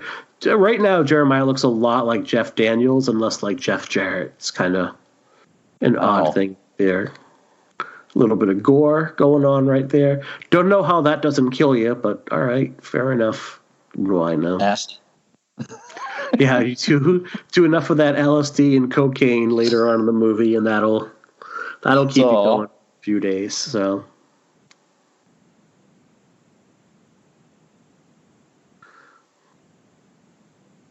Oh man, his rants. Mm-hmm. I love him. Mm-hmm. See, that right there, if he had that level of menace throughout the whole movie, I would be prone to take him a little bit more serious as a threat. See, I think that Linus Roach had such a fun time with this because that guy is such a serious like actor. You know what I mean? Like, I've never seen him in a role like this. Mm-hmm. Yeah, I'm trying to think of what else I've seen him in. He's in this really good movie I think it's called Shot Through the Heart with Vincent Perez from Queen Margot in the second Crow movie about these two best friends that become like different sides and they're assassins, they're snipers. So good. So now we're bringing out Mandy. She's in the sack. And this is fucked up. Yeah. Okay. So women in refrigerators. So it was a term that was coined by comic book writer Gail Simone.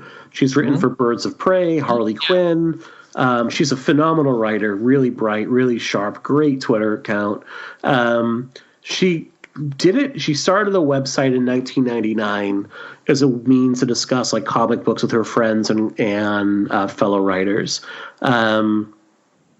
It refers to an incident in Green Lantern number 54. Now, this was a time where Hal Jordan, who was the original Green Lantern, had gone bad and basically had gone insane and become a villain called Parallax that almost destroyed the world. And he died, quote unquote, for a short time. This was like a point like in the early to mid 90s where DC was trying to replace like Batman, Superman, Wonder Woman, Green Lantern, all of their iconic characters with like newer versions of themselves. And as you can imagine, all of the originals came back because that's not what people want. But Green Lantern was replaced by a younger character called Kyle Rayner in Green Lantern number 50 or 51. And he had a girlfriend, Alexandra. And it was for the first few issues, you get to know them. In issue 54, Rayner opens the refrigerator and finds his girlfriend's like severed head in the refrigerator. Right. So Simone noticed a trend where female characters are often the only purpose they serve is to start the male character on his hero's quest. Yeah, okay. At that point. They really don't. They really like you see female characters either killed, you see them dismembered, you see them raped, you see them brutalized, and they don't really have any agency of their own. They don't really serve any purpose on their own except to get like the male hero on his quest to fuck shit up. And I kind of find Mandy as one of those characters, even though she's the title character of the movie. There's nothing to her. No, I could see that. I could see. Yeah, I could totally see what the fuck. That guy. Yeah, that's. I think that might be the offspring of Crazy Ralph, right there. Right. Have you ever seen the Netflix show F is for Family? I have not. Animated series, Bill Burr and stuff. There's just like these whacked out little kids. That's like that they're always like trying to kill themselves and that kind of stuff. That's what these people remind me of. Yeah. Oh yeah, they're hillbillies. This would be like this is this if a less exciting version of the Sawyer clan in Texas Chainsaw Massacre. So, but yeah, I think that's one of the big problems I have with the movie is now you're an hour into the movie and your title character has been burned alive in a horrible way for rejecting the advances of the cult leader. And she's really, I feel like I've never gotten to know anything about her, And the only thing that she serves is so that Nick Cage can go all, chainsaw happy in the last half hour of the movie. No, I do wish that there was more to Mandy as far as the character, but I do feel that how Cage performs right here, like we're seeing everything else. I mean, we do see through his performance how much she meant to him, which kind of, in a way, I think kind of helps that a little bit, but I totally see your point. I'm actually working on a script right now for a director, and we're trying to do the opposite, actually. Like it's like it's kind of a flip side to that same exact kind of thing you're talking about. So the female, you have like a female protagonist, or yeah, like it's really gory kind of horror thing. It's it's very like cool. It's like kind of the dude's only purpose was to set her on her mission.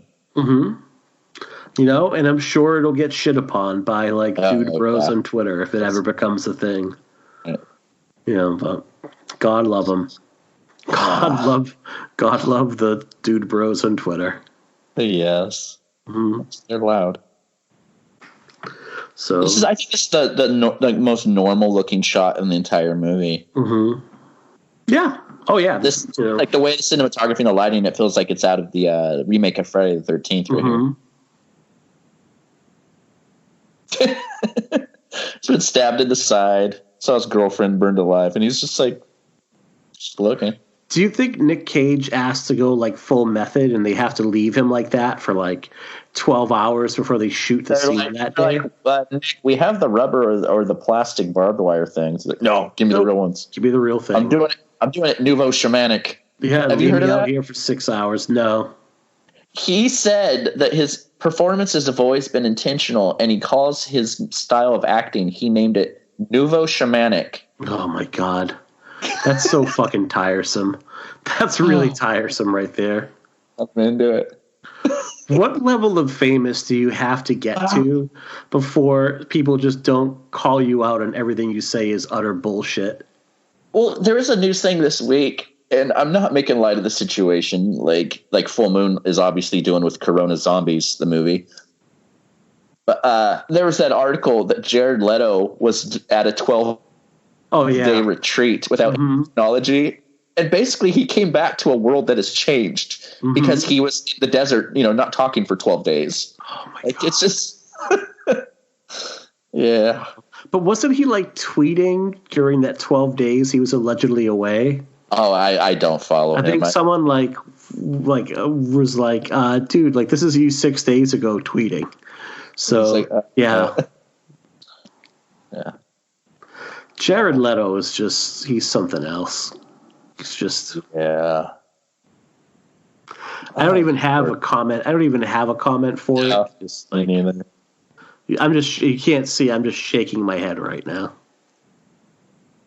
So now you have the smoldering remains of Mandy. Can you imagine though? Like, fuck, man, this is intense.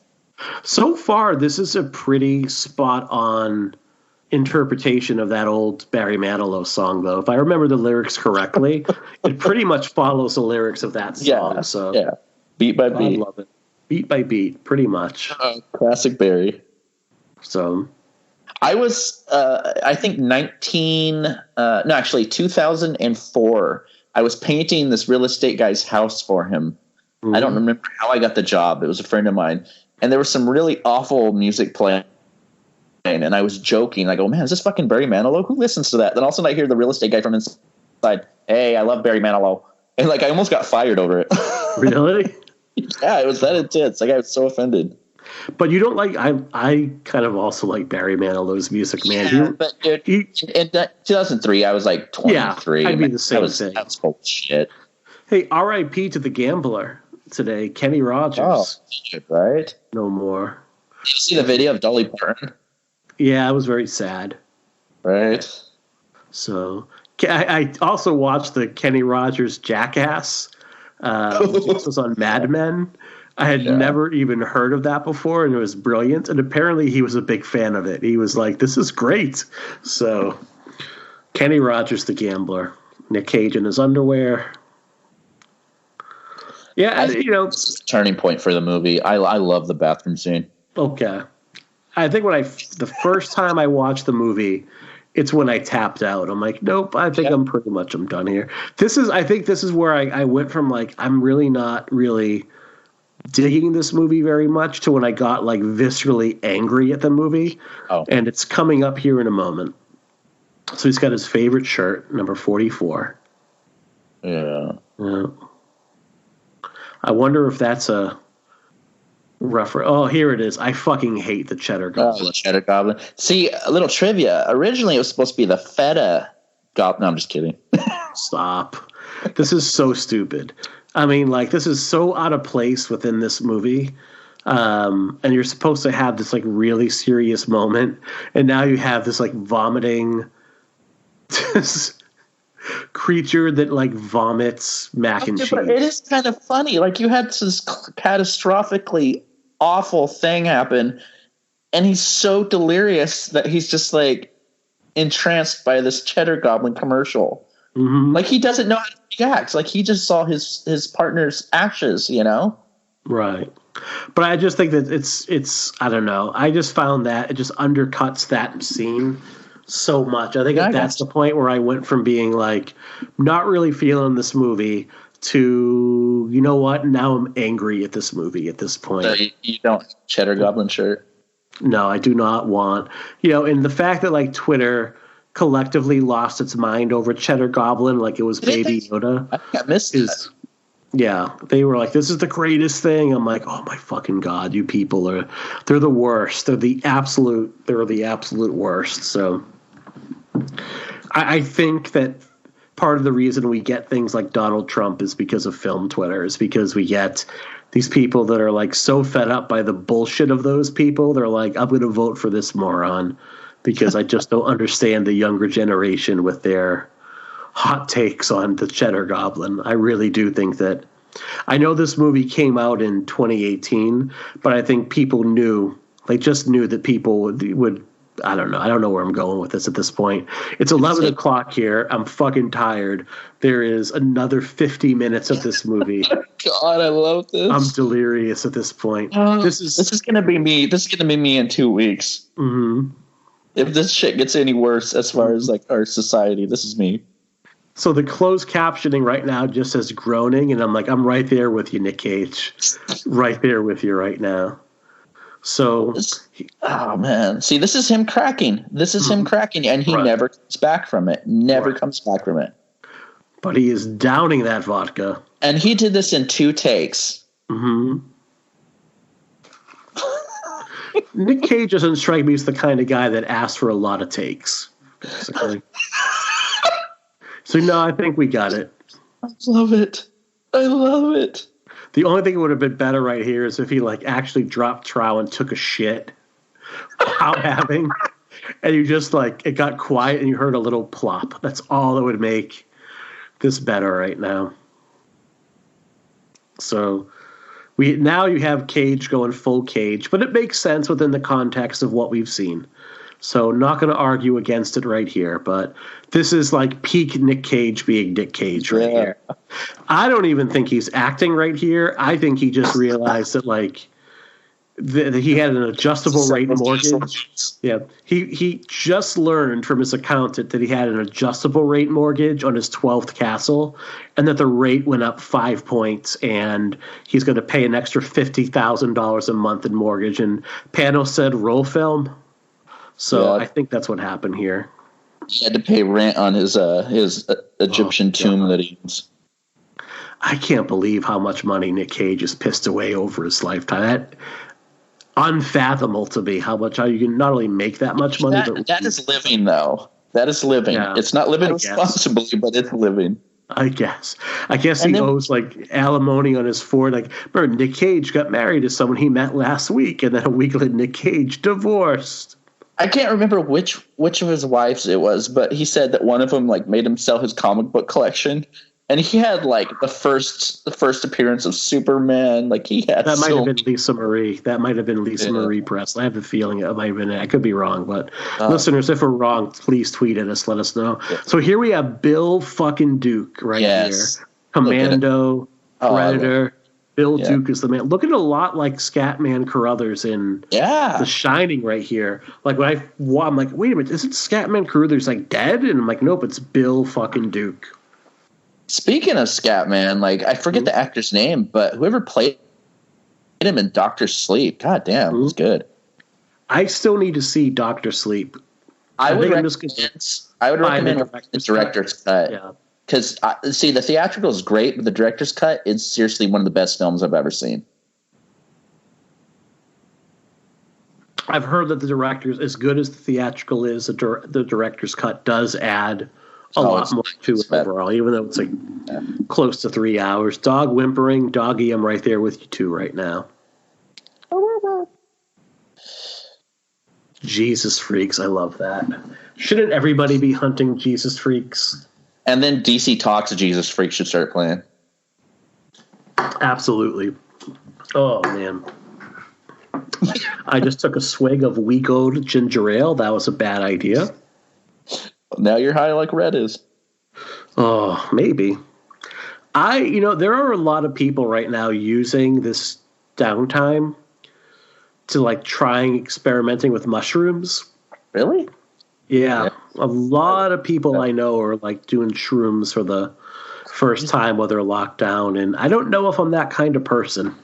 See, I don't do hard drugs at all anymore. Mm-hmm. Like I smoke a lot of pot, but that's just that's 100% more like medicinal purposes. Like I have muscle spasms, but I don't do hard drugs. But when I did, like I did shrooms and LSD back in the day. And man, this is the wrong fucking time to start experimenting. Yeah. Like it's bad trips all around if you do that. I think if I didn't have a 9-year-old at home, I'd be more willing to try them once just for the experiment of it.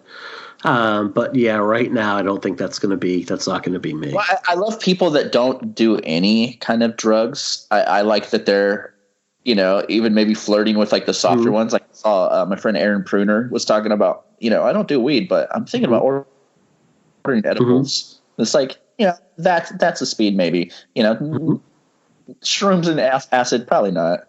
Yeah. I've done edibles out in Telluride and it just made me really giggly is what it makes me do, man. I just start to giggle and it feels like my head is expanded. So I've done that out when I host at Telluride a couple times, but yeah, it's just not for me. Yeah, no, totally. So if there's anything, I think we talked about this. I don't know if it was on Twitter or private message, but drug culture. Yes, I do smoke pot, like I said. But that being said, I try not to talk about it that much because there's nothing more annoying than the people that's all talk about. Like it drives me nuts. Yeah, like that's like gonna get high again, gonna smoke up, go into the dispensary, gonna do so much weed. Like spent my day. Spent my day doing weed, watching movies. Like, like that is the most boring shit in the whole world to me. Like, I just find that stuff like really like don't need to hear it. Like it's yeah. Like just do it. Like I don't need to know every fucking moment of your online life. Just go ahead and do it. One thing I love about this though is Bill Duke or Richard Brake. Both of those guys have one scene, if I remember correctly, each, and they make both of them very memorable. Like Bill Duke, I could watch that guy just read a telephone book. He's such a good actor. This feels like it would be, honestly, this feels like the title sequence for George Cosmato's Cobra. Do you know what I mean? Yeah. With the clanging of the axes and stuff.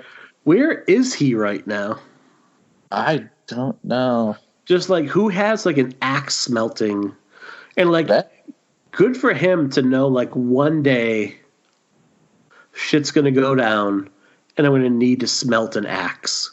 I'm gonna need to make basically Skyrim weapons. All that's so all that stuff is at the ready. I love it. Set, really good to go right now. Look at dude. Cage is so locked in right now. He is. Yeah, he's in the Cage zone at this point. Yeah, living his. That's a pretty fucking badass looking sword. Man, that is cool. Yeah, I mean, this is definitely. This is definitely late 70s, early 80s, like D&D shit going on right here. I feel like this movie is Rolling Thunder if a Dungeons and Dragons player made it. Mm-hmm. Had made that, yep. Hey, the dude I went to high school with is actually now in charge of D&D. Like, that's his job, is he oversees the Mike Merles. Like, we were in AP classes together, like, really good dude. And I think I remember... I've never been a big role player. He and some of his friends had me over one night in high school to play like Arkham Horror, and I completely ruined the game for them because they took it like super serious, like play at midnight and scare one another. And I was like cosplaying as my history teacher and doing his voice the whole time. Yeah, I only played once, and I had the same kind of experience. It was with people that took it way too seriously, and I didn't fit. Like they were to me the entire time. But good for him, dude. I mean, like I guess the 4th and 5th editions have been his. He's overseen them. So he actually sent me a ton. Oh, that's a great shot. And this is a pretty, again, like now we're getting into the meat of the movie, but we are an hour and 17 minutes into it when the shit starts to really get crazy. And I think it just took too long for me to keep my interest in it by this point. I think I was checked out by now. See, what I wonder is these scenes show that Panos can really do good action. See, that was my problem with Grudge, is that Nicholas Pecci, or I don't know how to pronounce his last name, is such a good auteur director, like Eyes of My Mother, Piercing, that kind of stuff, that I feel like he wasn't allowed to give that kind of approach to The Grudge. And I wonder if Panos was given a bigger movie like that, if they would allow him these kind of visual flourishes and that kind of stuff. I don't think they would. I think that if you give someone millions of dollars at that point, you're not, which is to me, it doesn't make sense to me. Like if you're hiring someone like Panos, you're hiring him for a very specific reason. Like he has a lane, put him in that lane and let him do his thing. Just give him more tools to do it. And let's see, it might not necessarily be a movie for me. But, like I understand why more people would want to see him be able to kind of expand what he does. Did you read that Panos funded Beyond the Black Rainbow just from royalties from Tombstone, the DVD? I did not know that. Yeah, because he worked on that film. Mm-hmm. Yep, he was like on the electrical and sound designer, I think, on that movie. Something. So he paid for that movie. Resourceful. Yeah, and that movie gets compared to Carpenter a lot. I didn't quite get that reference. Again, I found that movie a bit of a dirge to get through.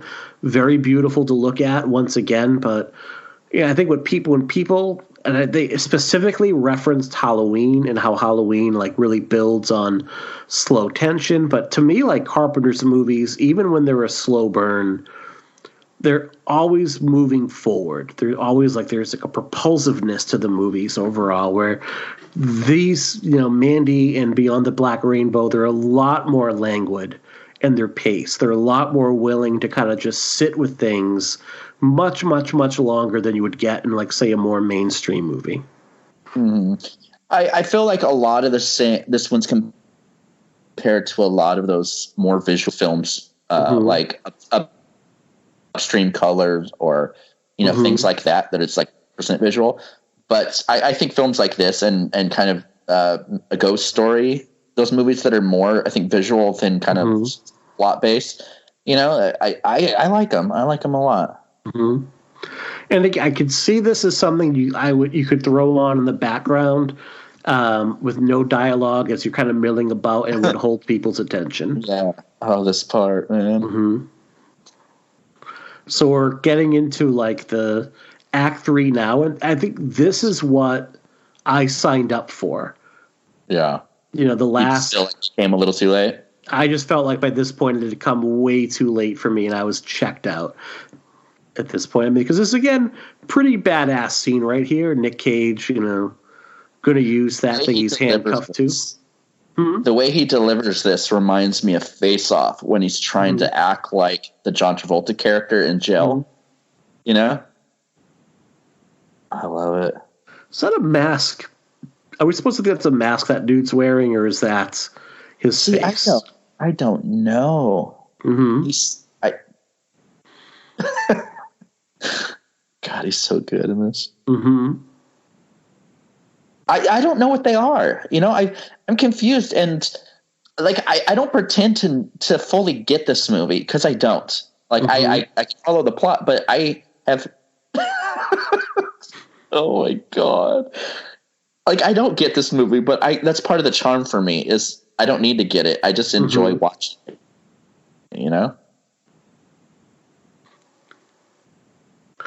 We have him crucified down.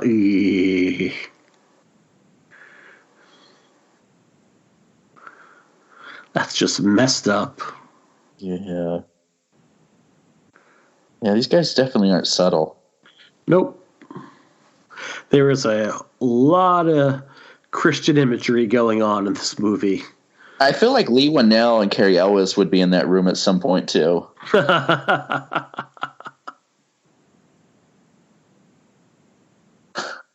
So Cage is going straight for the cocaine and LSD.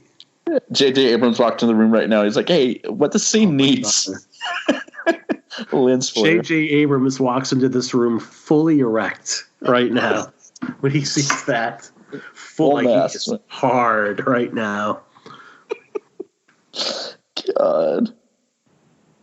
Oh, and our listenership just drops. No, I don't think so. No, we have the greatest. It's definitely not done well with the Critters films as the time has gone on, though. We might need to, break out some of the big guns soon, I think. Like, there's been a drop as you went from Halloween to the Critter series, as one could imagine, so. I think it was Lost Boys. It was. Actually, there was definitely a turning point when we did the second Lost Boys movie, and they're like, I am not listening to 90 minutes of this bullshit right now, so I cannot blame them. Well, I guess you can already buy Onward on digital right now, so there's that available, but I guess it's going to be on Disney Plus in 2 weeks, so... I'm excited about mine. Yeah. My daughter, I picked her up from school, and she's like, Dad, do you know about that movie where the sons are looking for their dad's body? I was like, what the hell are you watching? What? She saw the trailer for Onward. Yeah, I guess it's a lot of Pixar. I mean, Pixar movie is like crying porn for parents, basically. Pixar movies are like the people that just like Itu Mama, Tommy, and Babel are their favorite movies, Yeah. Absolutely. It's like emotional horror, and I love it. Okay. So we get some good classic 70s porn. Well, here we go. I like how he kills this guy, then does his coke. Yes. First I'll take your life, then I'll take your cocaine. And I seriously doubt that was in the script. No, I think that's Cage demanding, you better get me the real shit here. Right. I don't get out of bed for fake cocaine, guys. Don't do it. That looks a bit like King Kong Bundy. Oh, I remember him. Oh, Lord. Yeah. Ugh.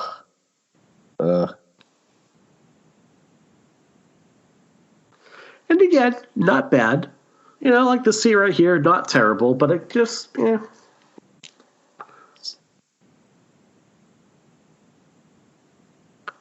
I am definitely slowing up here as we go on, but playing for the sweet release of death at some point.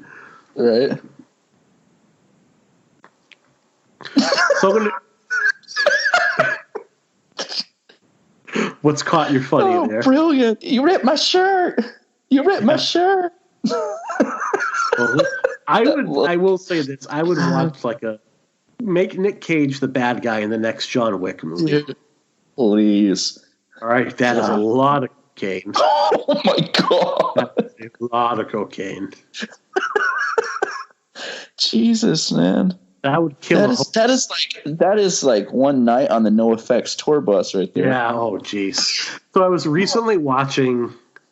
What's the no? It's the other F word, a punk documentary about like punks and fatherhood, and Fat Mike features prominently in that, and he was like, "Yeah, I don't play sober ever. Like, I absolutely refuse to play sober." And I'm like, "Ooh, dude, that's Dude. Okay. That's scary." I used to be married to the stepdaughter of the drummer of Me First and the Gimme Gimmes and Lagwagon. Mm-hmm. And so for like my honeymoon, we were at a Me First and the Gimme Gimme show, and Fat Mike was talking about all these drugs that he was going to do and all this stuff. And then a little bit later, he's like, "Well, guys, I got to dip out. I'm going to go have dinner with Quentin Tarantino and do some coke." And I was like, "What the fuck?" Like, that dude, he never stops. It's like drugs 24/7. Yeah. Oh, Fat Mike. Is No Effects canceled? Didn't they have that incident a few years ago in Vegas? No, I canceled that band a long time ago. I think it was like right. I joke 'cause I don't really believe in the cancel culture. I think it was like right after the shooting in Vegas where they were like cracking jokes about it. I was like, dude, that's in poor taste. But I mean, it's fucking punk rock. Then again, it's No Effects. Okay, but here's the deal. Is it punk rock? Is it punk rock living in a $1 million house with a bathroom? You know? And then he does all the acid. Oh, my Lord. Yeah. Point of no return for him. And this is like decidedly not my jam. But yep, one little drop of that acid and we got full on Cage at this point. I feel like this is very nice teeth. And times 40. I think performance-wise, this is like the end of Wicker Man times 40. Oh, I don't think anything will ever talk Neil LaBute's The Wicker Man in terms of just like should have been talked out of that one. My wife is yet to see that one, both versions, and I started showing her the original. And she's like, "Man, this is good so far." And so I'm just dreading showing her the remake. What do you think is worse, The Wicker Tree or the remake of The Wicker Man? Tree. Easily. Yeah, Wicker Tree is pretty terrible. Don't give me Christian horror. Yeah, it was not good. Oh, I just heard a gunshot. That was weird. Really?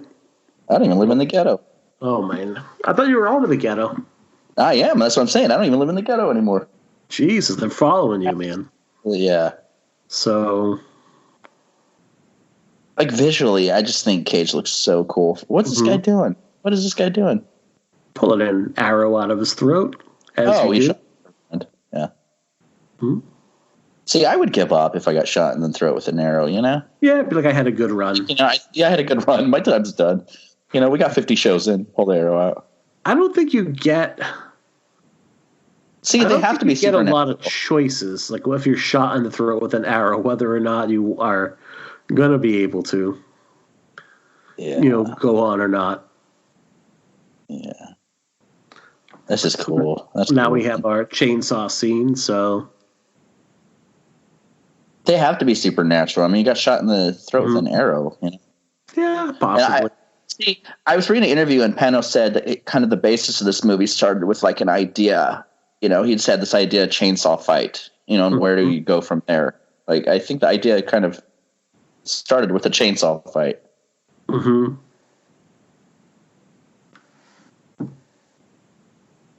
Or maybe I jumped the gun. Maybe we're not quite there yet, but it's coming. Is it? Right now we have axe fight. Ooh. Damn. Definitely feel like a big Mad Max vibe totally. for this in terms of the design of these characters overall. Like, I know they're supposed to be demons, but they look like they kind of stepped out of Thunderdome. It reminds me of Mad Max meets Hellraiser as far as those guys. Yeah, that's a pretty apt comparison right there. I feel like if Pinhead and the Toe Cutter was one character. Oh, this is great. Yeah. Axe through the neck. I think at that point you're pretty much done. And there we go. Yeah. So now we got 3 down.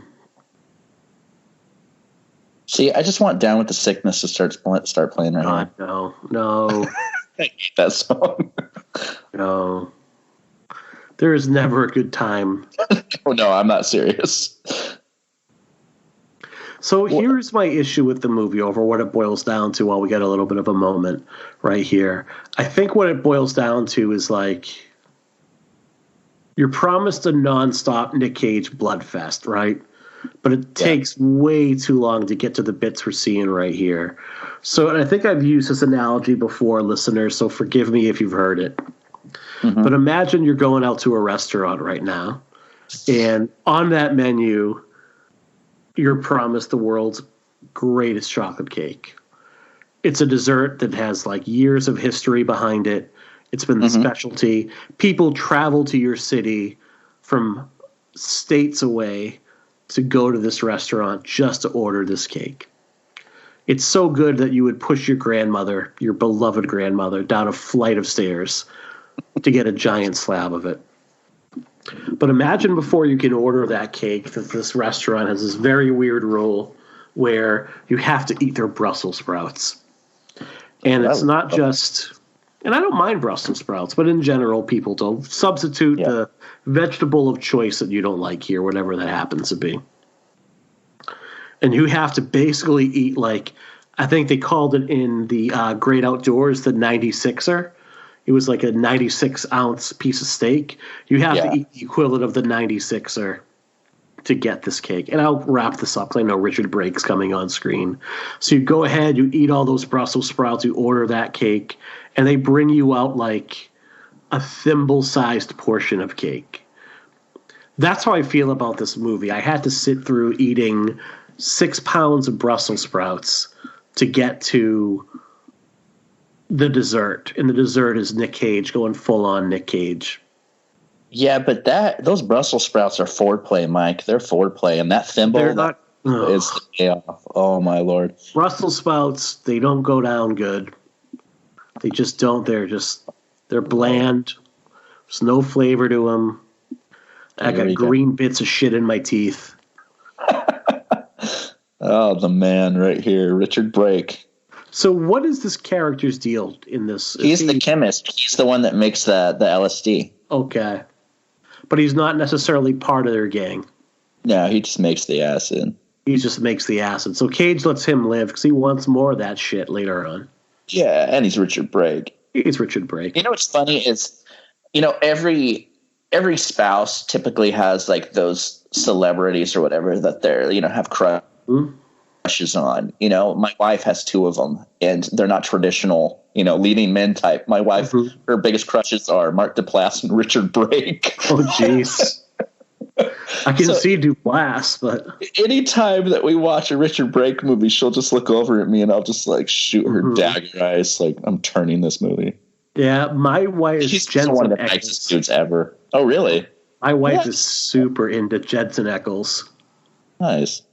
Yeah, she makes me wear a Jensen Ackles mask whenever we make love. It's strange. A little bit emasculating. God. She makes me, when she climaxes, she shouts out titles of Supernatural episodes. It's fucking weird, man. That's why I never let her finish. Right.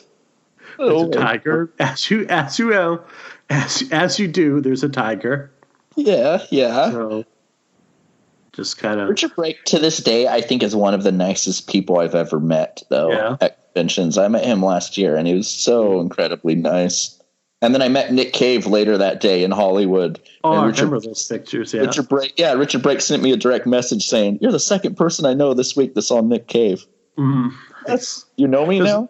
Does Nick Cave not see that many people? Like, is he just, does he practice like self-isolation 24/7 all year round just in case? He has that darkness coming on. I love Nick Cave. You know who was super nice at a convention? Michael Rooker. Yeah, I could see that. Yeah. He was it was when Henry Portrait of a Serial Killer got like a special edition DVD. So he would go to the booth that was like selling it and like ask the staff there, like, do you need food? Do you need drink? Like, how's everyone doing? And then, like, he would just walk around the convention like, is this before The Walking Dead? This is when Slither was coming out, so he was there to promote that, too. And he was like, how's everyone doing? Like, high-fiving everybody and just having the best fucking time. So, yeah, Rooker was pretty awesome. That is awesome. Definitely not Billy Zane. No, Billy Zane. Okay, so this whole Corona thing has affected so many people I admire. And Keith Buckley is the vocalist for Every Time I Die, which is my favorite band of all time. Mm-hmm. And his whole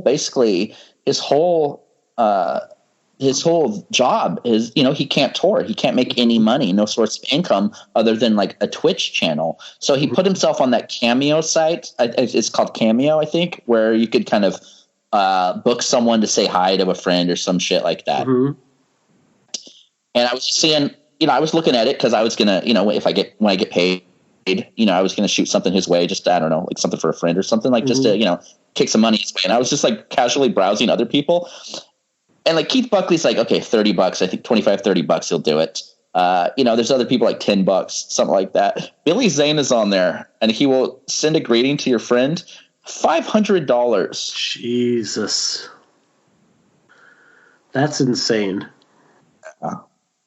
Who is doing that? Honestly, who is like spending $500 on a Billy Zane greeting? James Cameron is. Oh man. See, I love this. The hero's getting ready to rip shit up and he can't get through the dirt. Like it's not intentional, but this is like, man. Right? Ready to take on the world and you can't get out of the parking lot. Oh Lord. That to me, this shot looks like a G.I. Joe action figure. It doesn't look real to me. Oh, it's great. Being stuck in the parking lot reminds me this last year, I was given the opportunity by Dread Central to go photograph one of my favorite bands, Slipknot, live. So I got in the photographer's pit. You get to shoot the first 3 songs, no flash, whatever. Got tons of photos. It was a dream come true, as a photographer and someone that loves them. Mm-hmm. And then, okay, you have to go put your camera in your car. And so this is San Bernardino in the middle of like the whole parking lot. There was no lights. So I got lost. And I finally found my car after the show was over. Oh, it's like first time I'd ever seen one of my favorite bands too. And I only saw 3 songs. My wife was inside. That sucks. Where's that guy? Got some frozen. Yeah, there he is. Cutie. How did he end up like that? I don't know. Did I just miss something here where he's like, 1 minute was in a rock pit quarry and the next minute he's in some sort of lush garden? Story, and I wasn't paying attention. Did he crash? Just kind of, as you do, Yeah, I mean, you're coming down off of a lot of coke and acid. Mm-hmm. The come down's going to come eventually. See, that just great. Mm-hmm. Most cults are in like Nebraska or something like that. These guys are in the middle of the Grand Canyon, basically. Yeah. Like this feels like where Rambo would go in Rambo 3 to, get rid of people. Oh, so here we are. This movie, what it reminds me of, not just because it takes place in 83, but just the aesthetic of it. It reminds me of a movie that I would see an advertisement for in newspapers. And you know what I'm talking about? That had the show times and everything. Mm-hmm. And I recently picked up a book. It's Ad Nauseum by Michael Gingold that used to write for Fangoria. Yep. And it's his collection of newsprint advertisements for like horror films and stuff. And this movie reminds me of a movie that this would have been in there had it been in that. Yeah, it has that vibe to it. It definitely has that kind of, you would see this kind of movie on HBO like 2:00 in the morning every other day for like 6 months back in the early 80s. But have you noticed that every bad guy that he kills, they're just assholes that like talking shit about how much she burned? Like right before, like they're just committing to being dicks. They're committing right up to the very end. They're committing to being complete assholes. So Any movie that has a Oh, subject, I'm into it. I like his shocked face right there. Like, what did he think was going to happen when you shove the business end of an axe down your throat? Like, yeah, that shit's going to hurt. So shit's real. And then we have the one cult member that survives for some reason. Like, he doesn't see her like he does the rest of them and lets her go. He's on a specific mission. How do you feel about that? How do you feel about her being... Honestly, as all-encompassing as revenge and anger can be towards people, I think there are moments of clarity when you know certain people weren't behind it, you know? But she did nothing. But she held Mandy's, neck when held up her jaw so she could get the acid in the eyeball. So, she wasn't blameless. Yeah, Dr. Death over here, this guy. Yeah. This guy reminds me of, the Dr. Death character. Oh, the action. That was good right there. Yeah. This is good. So this is definitely like the stunt double for Hans Zimmer's Bodyguard and Die Hard right here, right? This guy, that's definitely what this guy's calling would have been. The dude that call Family Matters shoots at the end of Die Hard. Mm-hmm. Here we go. This always reminded me of Texas Chainsaw 2 at the end of Dennis Hopper and Leatherface. Yeah. The two of them kind of like chainsaw sword fighting. Yeah. What is that line when Dennis Hopper comes in? Like, I'm the Lord of the Harvest. And like the cooks, what is that? The new health food group? I'm not entirely convinced that Dennis Hopper just wandered on set one day and they just decided to roll film. I think Hopper was not acting. Hopper was being Dennis Hopper, Texas Chainsaw 2. Yeah. I think at some point someone on Twitter posited, like, well, would Dennis Hopper ever be in a Marvel movie if he were alive today? It's like, dude was in Texas Chainsaw Massacre 2. Hopper would have definitely cashed that Marvel money. Don't. He was Koopa. I mean, Yeah, don't fool yourself that any of these fucking people are auteurs. I mean, Robert De Niro was in Rocky and Bullwinkle. All right, so don't. My favorite cameo in any Marvel movie was Harry Dean Stanton. I can't remember which, but I was like, the first Avengers movie. Yep. Yeah. Shares a scene with the Hulk. Absolutely. Yeah. Little nod there with Harry Dean Stanton. So these people love money and love attention, folks. There's nothing they'll turn down. I mean, Werner Herzog is in Star Wars now, so come on. He's brilliant in it, by the way, and absolutely, I think the most heartwarming thing I've read all year is Werner Herzog falling in love with Baby Yoda. Yeah. What's funny is my son, Dexter, he's 10, and that's like his current favorite show. And it's brilliant. Yeah, he's super into Herzog's character, which is funny because I never thought in my wildest dreams that I'd be a Werner Herzog fan. Mm-hmm.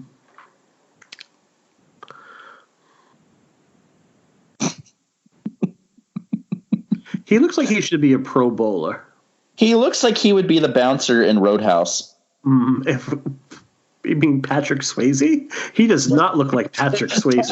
Not Dalton. Like one of the rednecky ones that he fires. Okay, I would say that man is as far away from the Swayze as you can possibly get. No, he's not crazy like Swayze.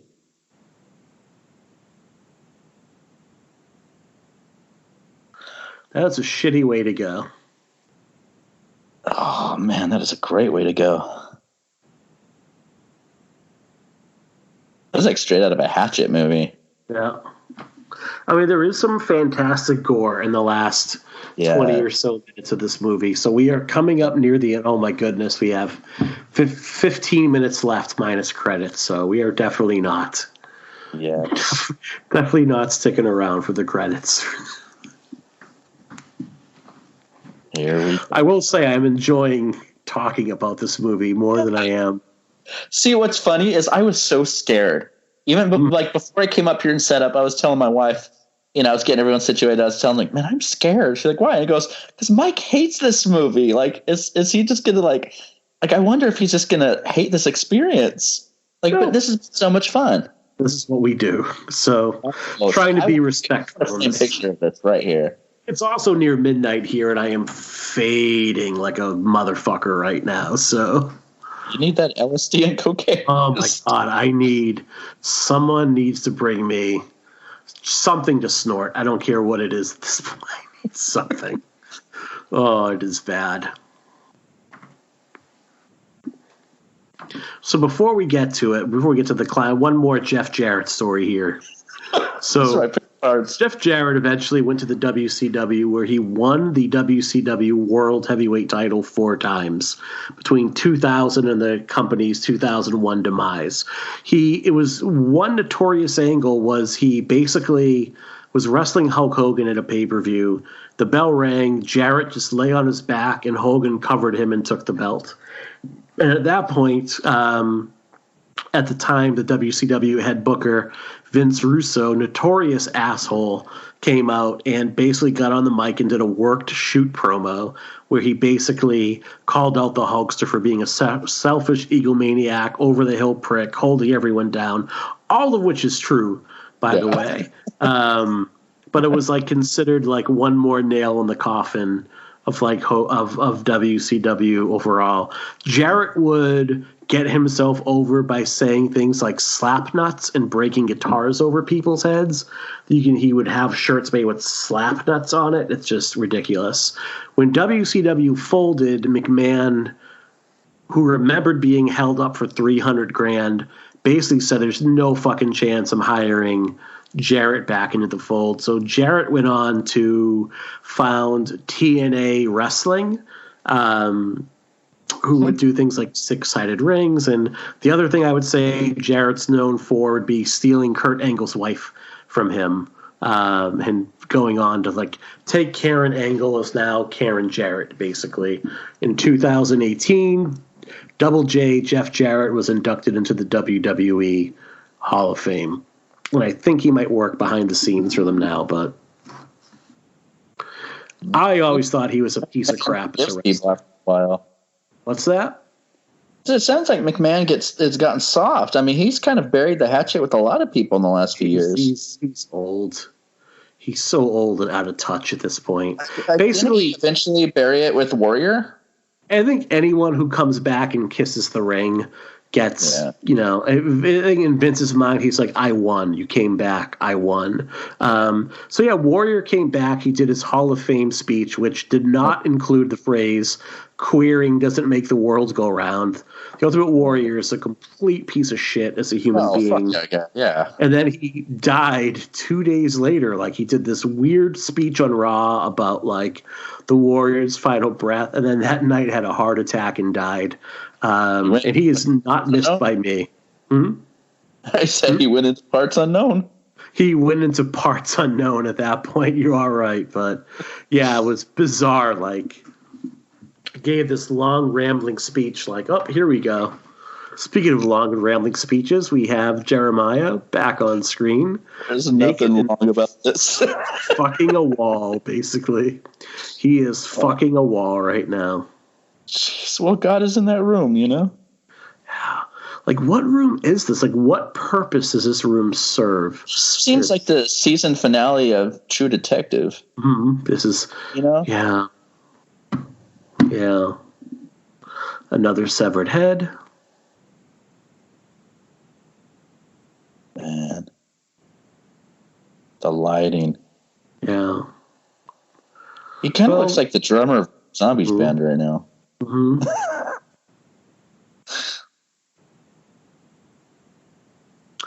And I do like the way this is shot right here. I think this actually works.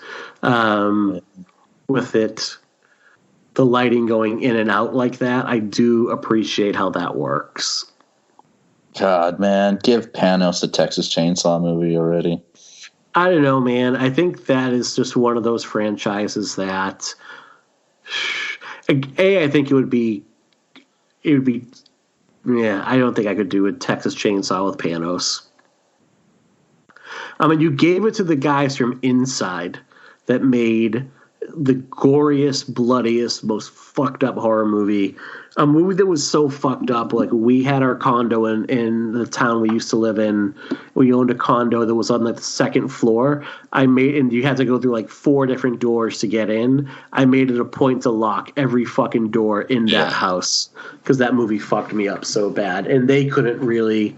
I know you said like you thought Leatherface is pretty good. Like, I didn't think they could make that really work overall. So. You know, it's interesting, and I won't name names, obviously, because it's not my place, but a friend of mine went in to pitch on the new one, and they were meeting with a lot of really great, like, indie-level people, like, people that you're like, wow, that's interesting. So I think that their heart's in the right place with the upcoming one, which, I mean, you know, fingers crossed, but I don't know.